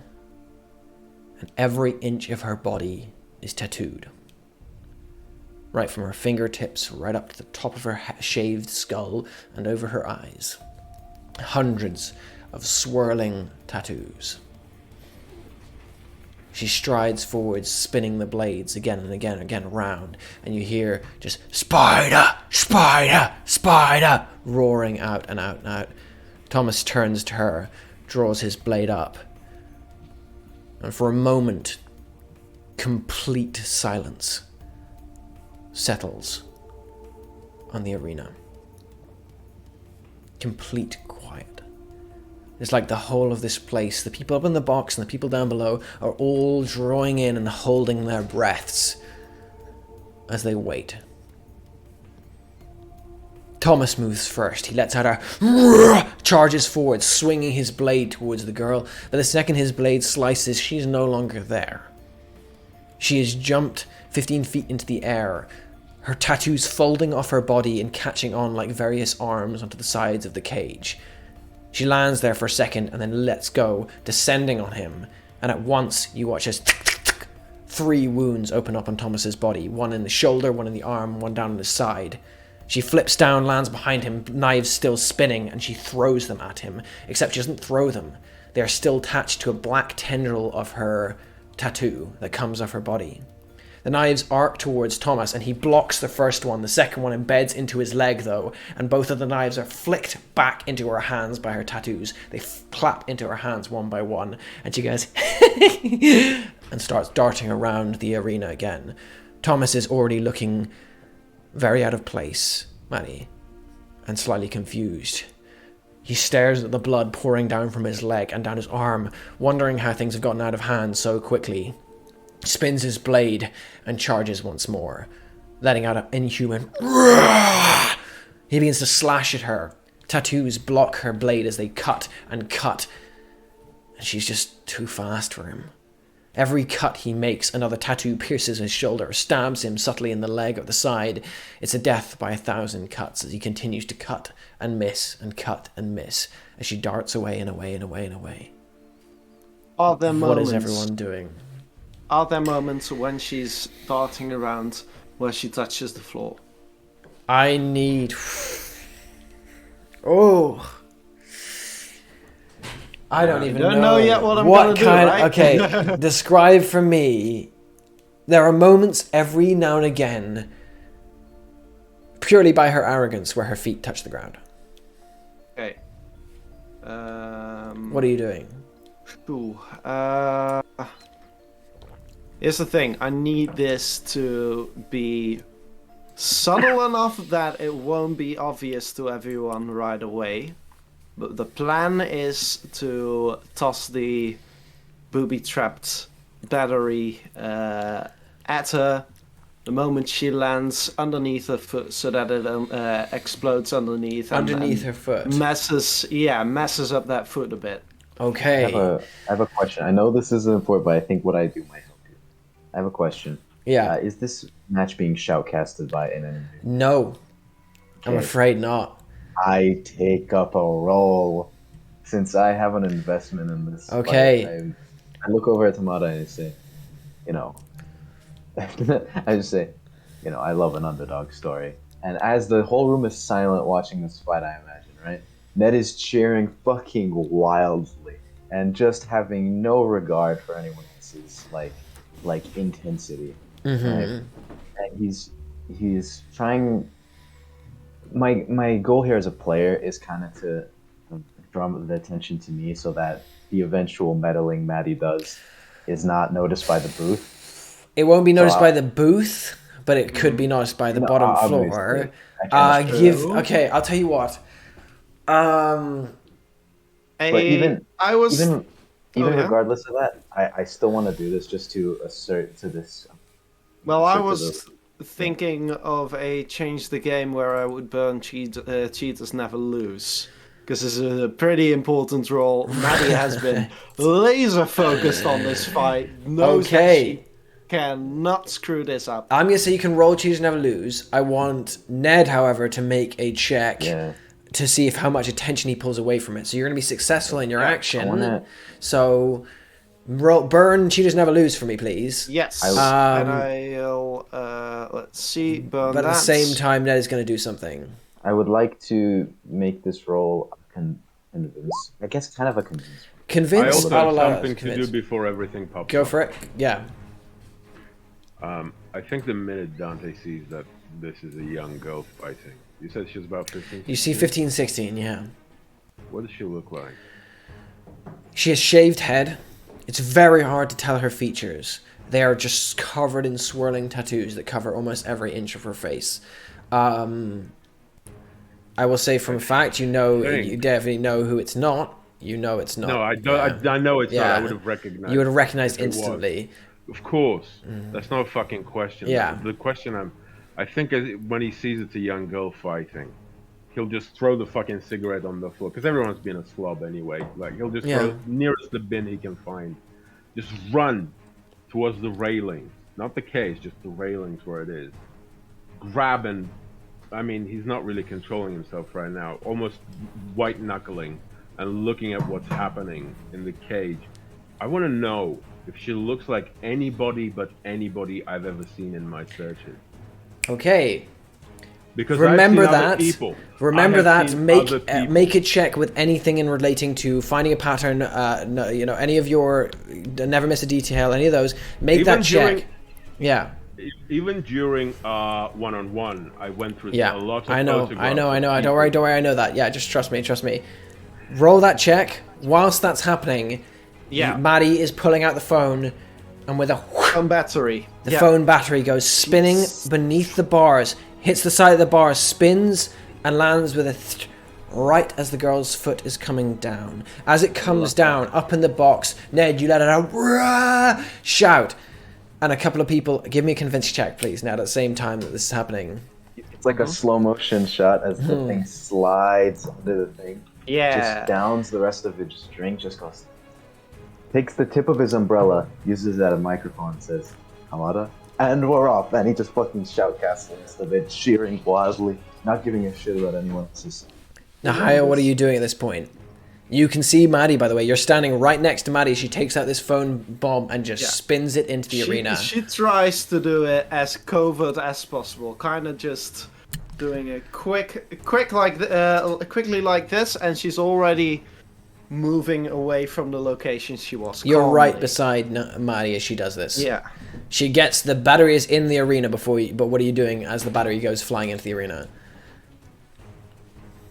God, that's a good question.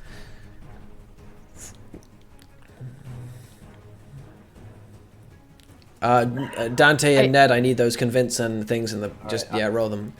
Yeah. In the meanwhile, I love how the most difficult thing that was asked tonight was like at least twice now. Leah had to really think about what is Nahia doing? Genuinely, it doesn't. It's not that it's a hard question. I'm stupid as shit. Just you're not stupid as shit. Can I ask a to question? finish up the whole roll thing for my change the game, I'm going for hide the effect and a status of +2 unbalanced. Ooh. I'm gonna say. Okay, I like that. Okay. I'd like to check my power types. Surrounded by wealth, would it work here? Yes. All right. Sure are. Shamelessness. Yes. Okay. Keeping up appearances. No. All right. And the big screen. Yes. All right. I would like to add a weakness, boredom and disgust. Yeah, I can allow that. Yeah. Okay, and convince power of 2. Okay. Love it. Let me see. I don't have any points on Maddie, so. Okay. Well, we'll let Dante do his thing, and then you can jump into yours quickly. Because of my suspicion, can I tag logical analysis? Because that tracks, doesn't it? Yeah, I'll allow that. Yeah, I'll allow logical analysis. Yeah. And you said recurring patterns. Yeah. Doesn't miss a detail. Yeah. The other thing he's gonna do as he sees them fighting, he literally will just go around like frantically, change his angle physically, like look at it from another angle, but like physically go around because you're not gonna have enough time. Stand. It's too big of a circle. You're not gonna have enough time to do that. Still, I'm gonna go through. I don't give a shit. I'm not gonna just stand there and watch from one point. Yeah. And I'll allow, but I'm not gonna allow look from another angle like that. If that's your justification for it. Oh, okay. Yeah, that's fair. That's because you're just not gonna have the time as this is all happening. Sake. Mild success. Right. Ask me 3 questions quickly. Do I recognize her? There's something familiar about her.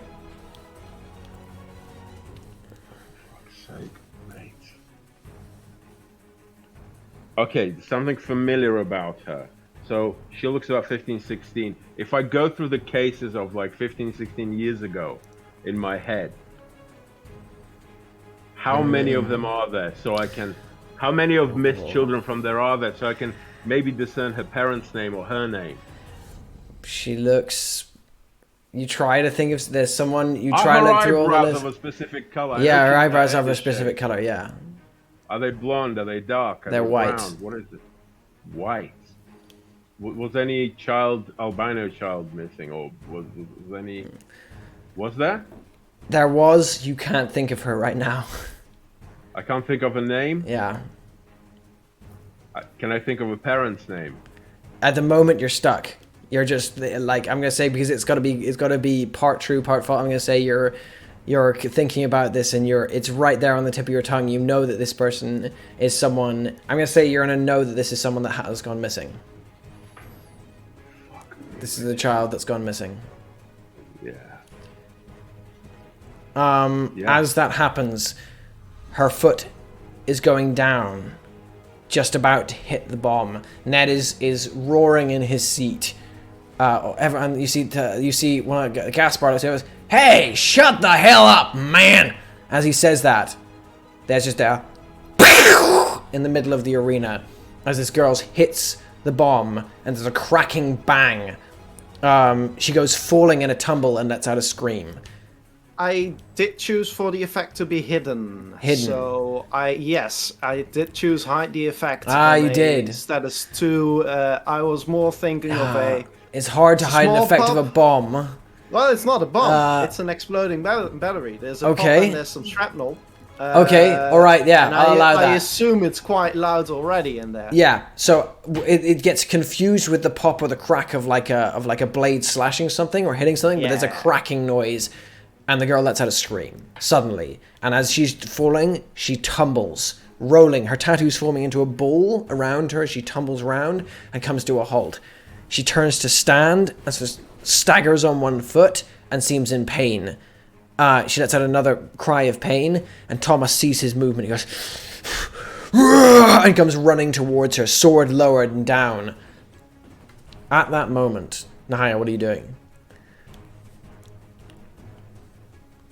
I think Nahia's... She steps the opposite direction of Matt.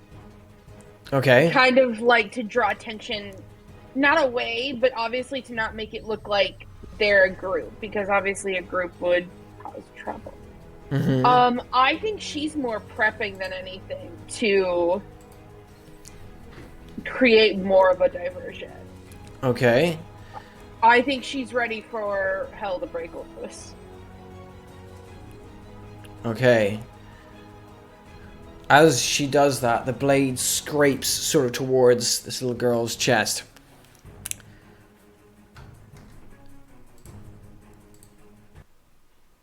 In the darkness and the waves, the old woman has turned into a girl and she is running ahead of you. Elizabeth and Allison, you run behind her. She is just sprinting full speed, and with each step she seems to grow younger and happier and brighter. You follow her, Allison's hand tight on yours, and she goes, come on, slowpokes, we're not gonna make it, and she keeps running. What are you doing? Sprinting after her while clutching Allison's hand. You run through the darkness and the cold, the waves still churning beneath your feet. Each step of this weird half bridge, half floating thing seems to feel like you're going to fall into the water below, but you keep running. She stops in an instant, standing before... sort of standing almost at nothing for a moment, until you draw up behind her and it seems to fold out of darkness. It's a door. A lot like the door into her house, but somewhat different. This one is black and completely familiar, except that the 9 has sort of been flipped over and has become a 6. The flower pot is dried up and died, and the welcome mat says, "Come on in, dog person inside." The girl stops for a moment, cats in hand, and one of them sort of jumps out of her arms and sort of heads over to the door and goes, meow, and looks there back at her. And she looks back at you guys and she goes, I'm confused. I was meant to be doing something, but I've forgotten what it is.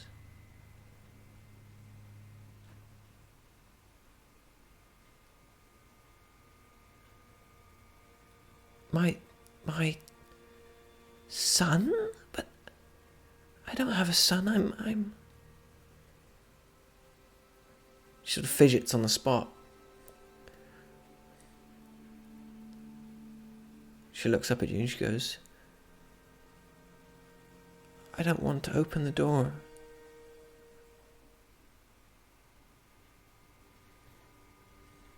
Elizabeth will let go. Well, if Allison kind of shows that it's okay to let go of it. Allison will show it's okay, but she sort of like her fingers trail across yours as she lets go. She'll take a step forward towards the lady, and her hand will kind of linger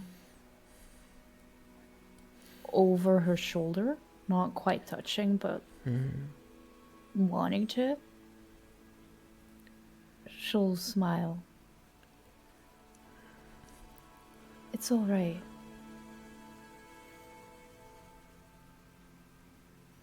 It's okay to not know certain things.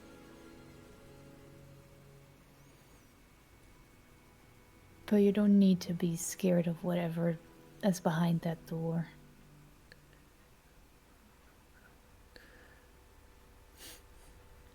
Give me a convince check. You're just keeping me rolling until I roll like a failure. I just want... you are going to get the bonus from Allison again. So last one. And you're going to get another bonus for how well you've rolled before. So that's 2. Because this person is pretty much convinced.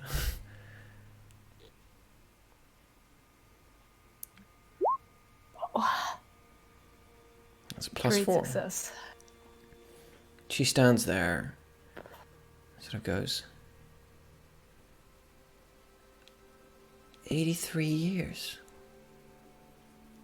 I had 83 years. But I still feel 13.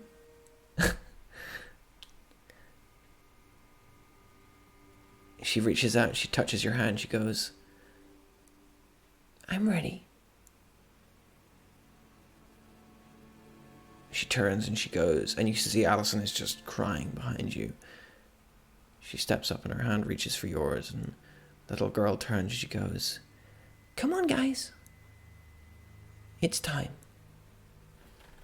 And her hand curls around the door, and she steps through. And something weird happens as she passes through it. The place where she's going ceases to be, and the place where you're going becomes. You can hear the roar of the crowds on the other side of it. The last of the spectral cats looks back at you and lets out a meow as it darts through the door and is gone. The roar of the crowds and the smell of blood and the churning mass of people beyond await you. And we're going to leave you there.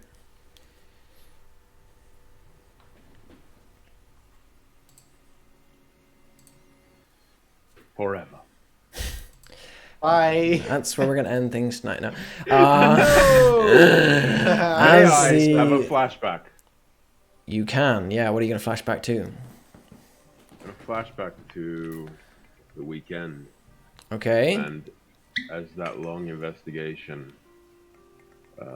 Dante was undertaking, part of the reason it took so long and he went to sleep late at night with tired eyes and his aching body was he was also documenting the names of everybody missing, the features of everybody he saw in those photographs. And I think when we come back from the flashback to modern times, he pulled out his phone to check his records to see the little albino girl that went missing 15 or 16 years ago, and what her name was and what her parents' names were, or are. Okay. You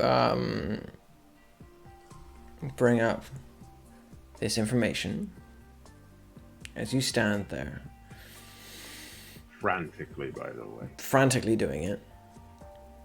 And you find one of the cases from a good while back. This girl was one of the many cases that ran by you.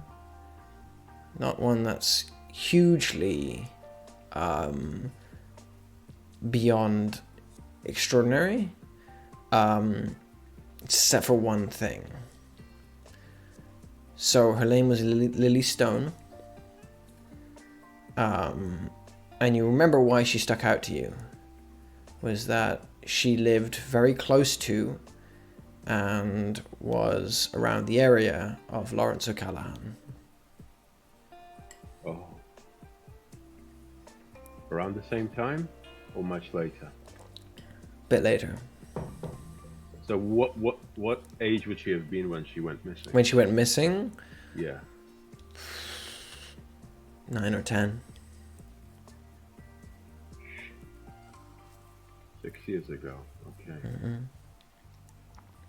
I think Dante will turn to the first punter he sees next to him and says, this spider, famous, is she? The guy's just sort of mid-shout as Spider sort of tumbled to the ground. He goes, yeah, you fucking kidding? She's the best, but she's just fucking fallen over. And he goes, oh, you bitch, get that back on your feet. And he roars at her. How long has she been competing, mate? I don't... just watch the game, mate. I'll turn to another one. I'll say, how long has she been competing? That's impressive what you're saying. Everyone at this point is like roaring and screaming, by the way, as I will fucking make them listen. I'm gonna say, as the sword's coming down, the person beside you, this sort of posh-looking English girl goes, I don't know, 5 years maybe? The sword is coming closer and closer to this girl's chest. She pulls up all her tattoos at once and they wrap around the sword as one as it goes and draws to a halt inches from her chest. The crowd is roaring in response, screaming out for blood. As Thomas begins to push the sword closer and closer to her. As he's pushing it closer to her, you watch as the tattoos start arcing out and slamming into his body one by one, stabbing and stabbing and stabbing at him, going into his chest over and over, like into his legs, his chest, his torso, over and over again. None of them deep enough to kill him, but he's sort of braced against her. This moment of sort of impasse between them, where the blades is edging closer to her chest, and the tattoos are just continuing to stab into him. One of them is going to drop soon. You're muted, Maddie. Okay, question. The cage is being held up by a chain, multiple chains? Multiple chains. Multiple chains, and these chains are hanging from a rafter, the ceiling. What are they hanging from? They're hanging from right up to the top of the roof here. Each one embedded into like different bits of rock going around. Yeah, okay. That's gonna make things more difficult. Ooh, yeah, no, I don't know how I can help. Okay. So, as you're doing that, Ned Halford. I would. Tomato stands up. Hamada stands up, and you feel a weird presence as someone else sits down beside you. I would. Okay, what I was gonna say is that I wanted to make another check. I don't know what this would be, but the first one was to just draw attention to me. This one I want to like change the energy of the room ever so slightly, from being this like serious fucking thing to like. Oh, at the like moment they're all thing. screaming and like in like. At the moment it's gone from quiet now to like roaring in triumph. I have. They're already people are like screaming in triumph. Like people are shouting like kill her, kill him, and like come on, don't you fucking kick me out of my money, and all this. So that shout is roaring up. So who's sitting next to me, man? You turn and you see Professor Stephen Niles sitting next to you. And he goes, I can end this. Just give me the word. What the fuck are you talking about? All right. That wasn't the word. Hey, hold on. What are you talking about? He looks at you and goes, I need the answer now. The braid is straining against the tattoos, and one by one the tattoos are beginning to cut and snap. It gets closer and closer to the little girl's heart. Thomas is straining now. Blood is pouring from his chest and his face, just pouring over him. He's screaming in agony now, Maddie. Yeah. Since you said it first, go ahead. When I see the sword, Thomas's sword, getting closer and closer and closer to Lily's heart, how close am I to the cage? You're at the railing. You're still a good 10 feet away from the actual action. So they can hear me. Yeah. I can project my fucking voice. Yeah. If you want to shout over people, it's gonna be hard. You're gonna have a minus from the side of the audience. Why do I get a minus? I have literal expression that. You do. You have it. Yeah, you do. Yeah. I'll allow that in. Yeah.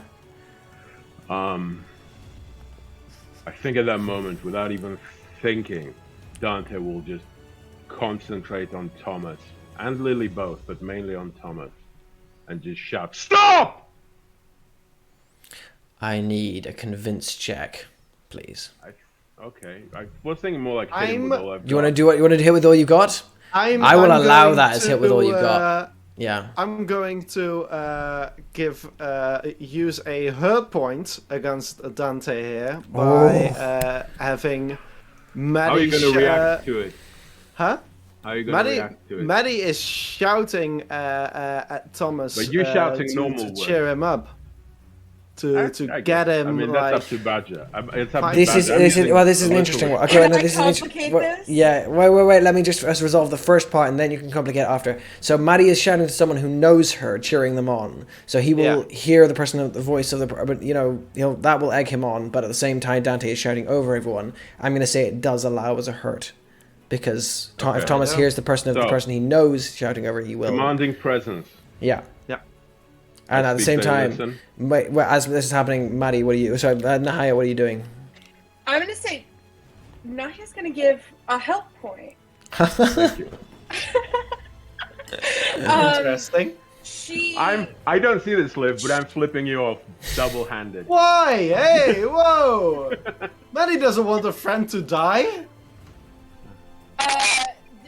Nahia is doing it more in the way of strength-wise pulling people away from, in front of her, just away from around the ring. So they're just not there. So the pressure's coming off the ring. Okay, I'll allow that. Yeah, you can help. Yeah, you can use that as a help point. I'll allow that. Yeah. I want to do something. It's not help or hurt point related. Dear God. I sit down next to Stephen Niles, put my arm around him, and I say, Mate, it's a word.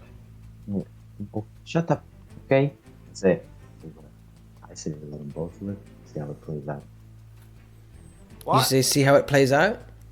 I said, if you can, let them both live. If you can't, see how it plays out. If you can, see how it... No, if you can, let them both live. If you cannot, see how it plays out. All right? Okay. Right. Number of things happen at once. I need Dante to give me that convince, please. Okay. And moral armor. Yeah. That's not convinced. It's a hit with all I've got. That's not a convince. That's a hit. Yeah, it is a hit with all we've got. Yeah. Finally. Oh no. Oh wow, that's a great success. Okay. I get more of them. What status would you like to give? I want them to pause and fucking consider what the fuck they're doing. Both of them. Both Thomas. Because I can choose two. Okay. I can choose two. The two I'm choosing are, I get more of them. Meaning both of them. Okay. And whoever else is aching for a fight, I suppose. But okay. Maybe people next to me also get grazed. I don't know. Okay, alright. And there's no need to take cover or anything yet. So like, I hold the target's attention if possible. Okay. As the blade gets closer and closer to her heart, her blades are stabbing into him. One of them goes right into his eye, and he goes, roars in play. The blade jerks forward, slashes across her chest. As you shout, "Stop!"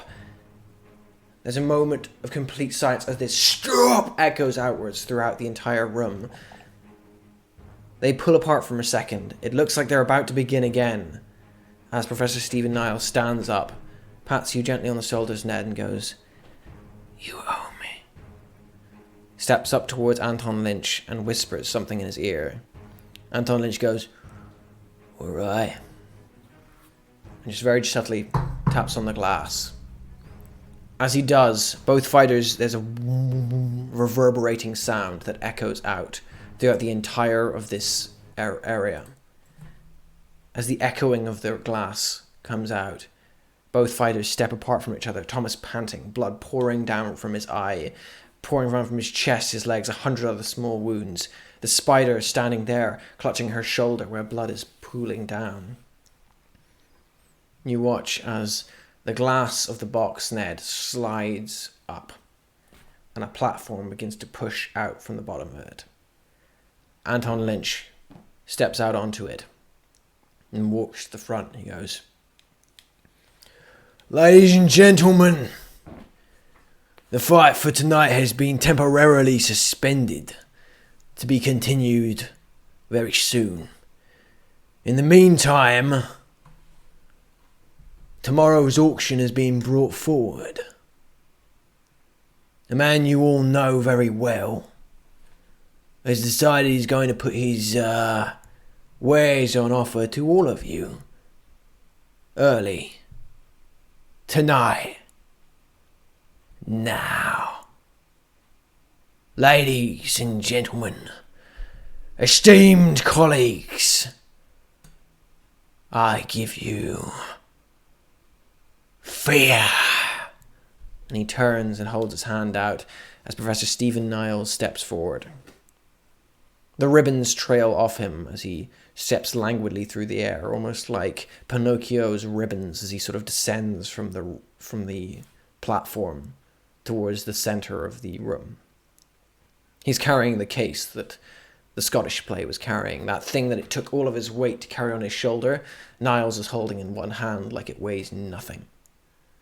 He lands on the top of the box, pulls it open, and on a line of thin ribbons, he just descends into the center of the circle. He lands there and begins to open the case. The spider and Thomas move to either side of the arena, panting and bloody, both looking at each other but not moving, not daring to get closer to this figure. It is like they are trying to vividly push away from him with every instinct that they have. Fear begins to take something out of the case one by one and place it in a circle around him.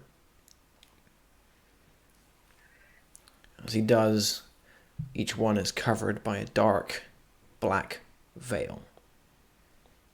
There are 7 in all. He puts the case down and leaves it. You can see that each one of the things he has put down is roughly the size of a human head.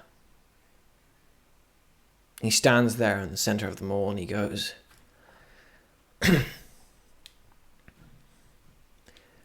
"We have all here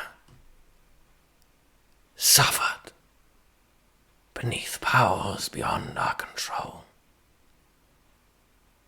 We have all faced death and its terrible embrace. We have all lost something.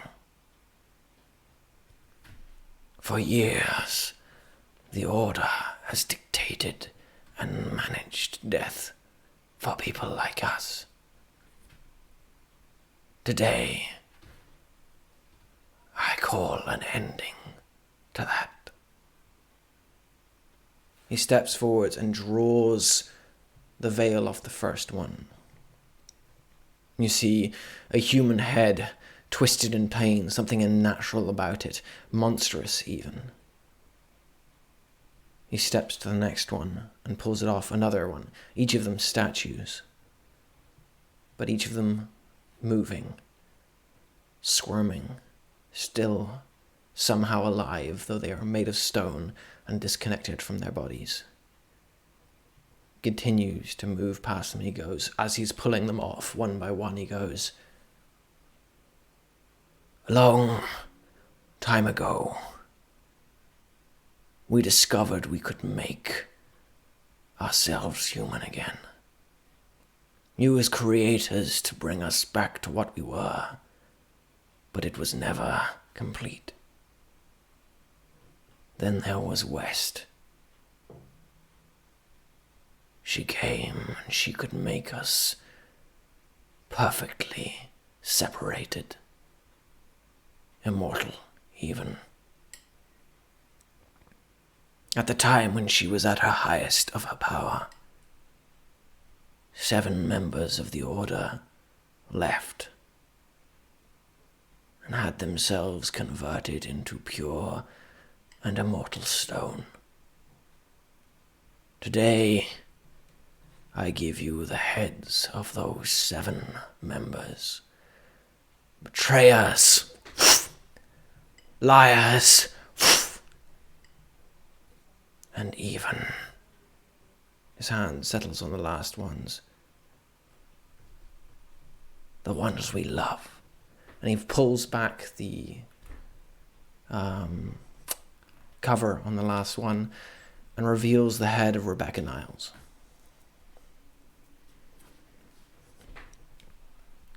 "Tonight, I give you all the chance to subvert and defeat death. I give you the heads of the Order. What is the first bid?" And as he raises his hand, Elizabeth, the door opens, and you find yourself and Allison tumbling through the air. You land with a crunch, both of you on top of a steel cage. Beneath you stands the man who killed you. The doors open into the cage. What do you do?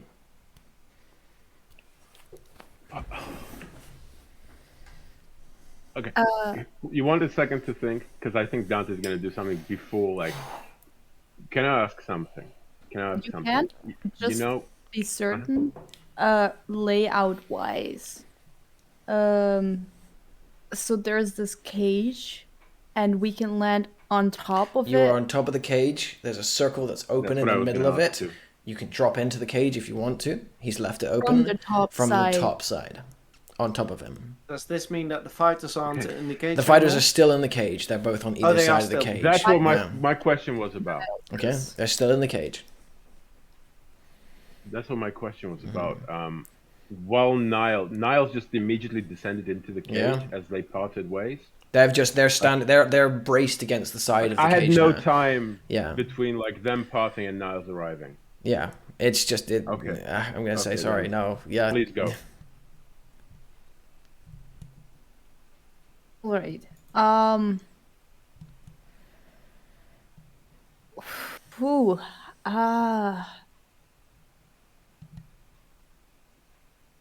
We land on top of that, but I haven't heard a single thing he just said.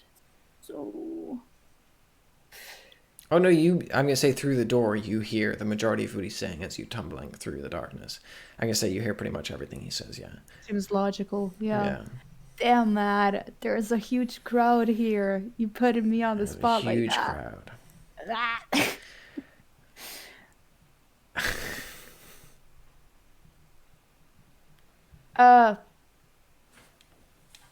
No one's noticed yet. So for you just land. I'm gonna say this is the split second as you land. Everyone can see you, but you've just landed. This is like you're in front of everyone. Everyone can see you, but you've just landed. Yeah.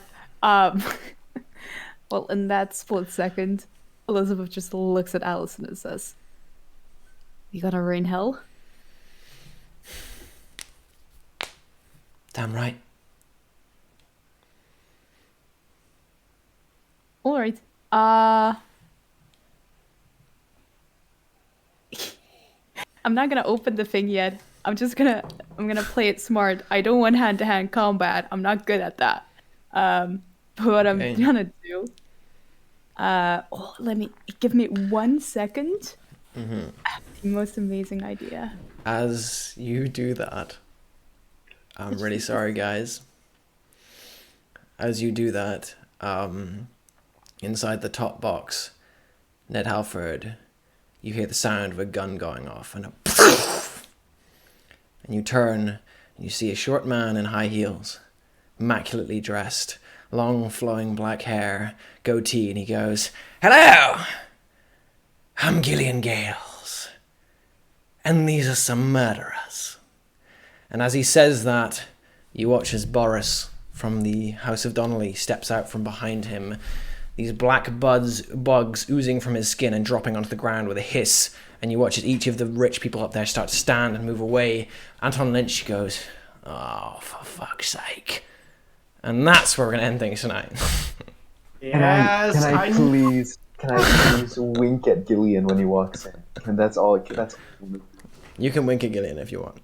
I'm gonna forget next time, so I want to end it with I was looking up something in Google Translate because, alright, I can speak it, but not that well. So when they land on top of the cage, they say that don't open the hatch, but just look down straight at Niles and say, "Oi, Arschloch," or fucking die. Even I know what that means. His eyes dart up, and the last thing he just looks up and goes, Question. "I killed you." And that's where we're ending things tonight. Great! What? Oh my god, okay. Can I ask something? What? I know this is like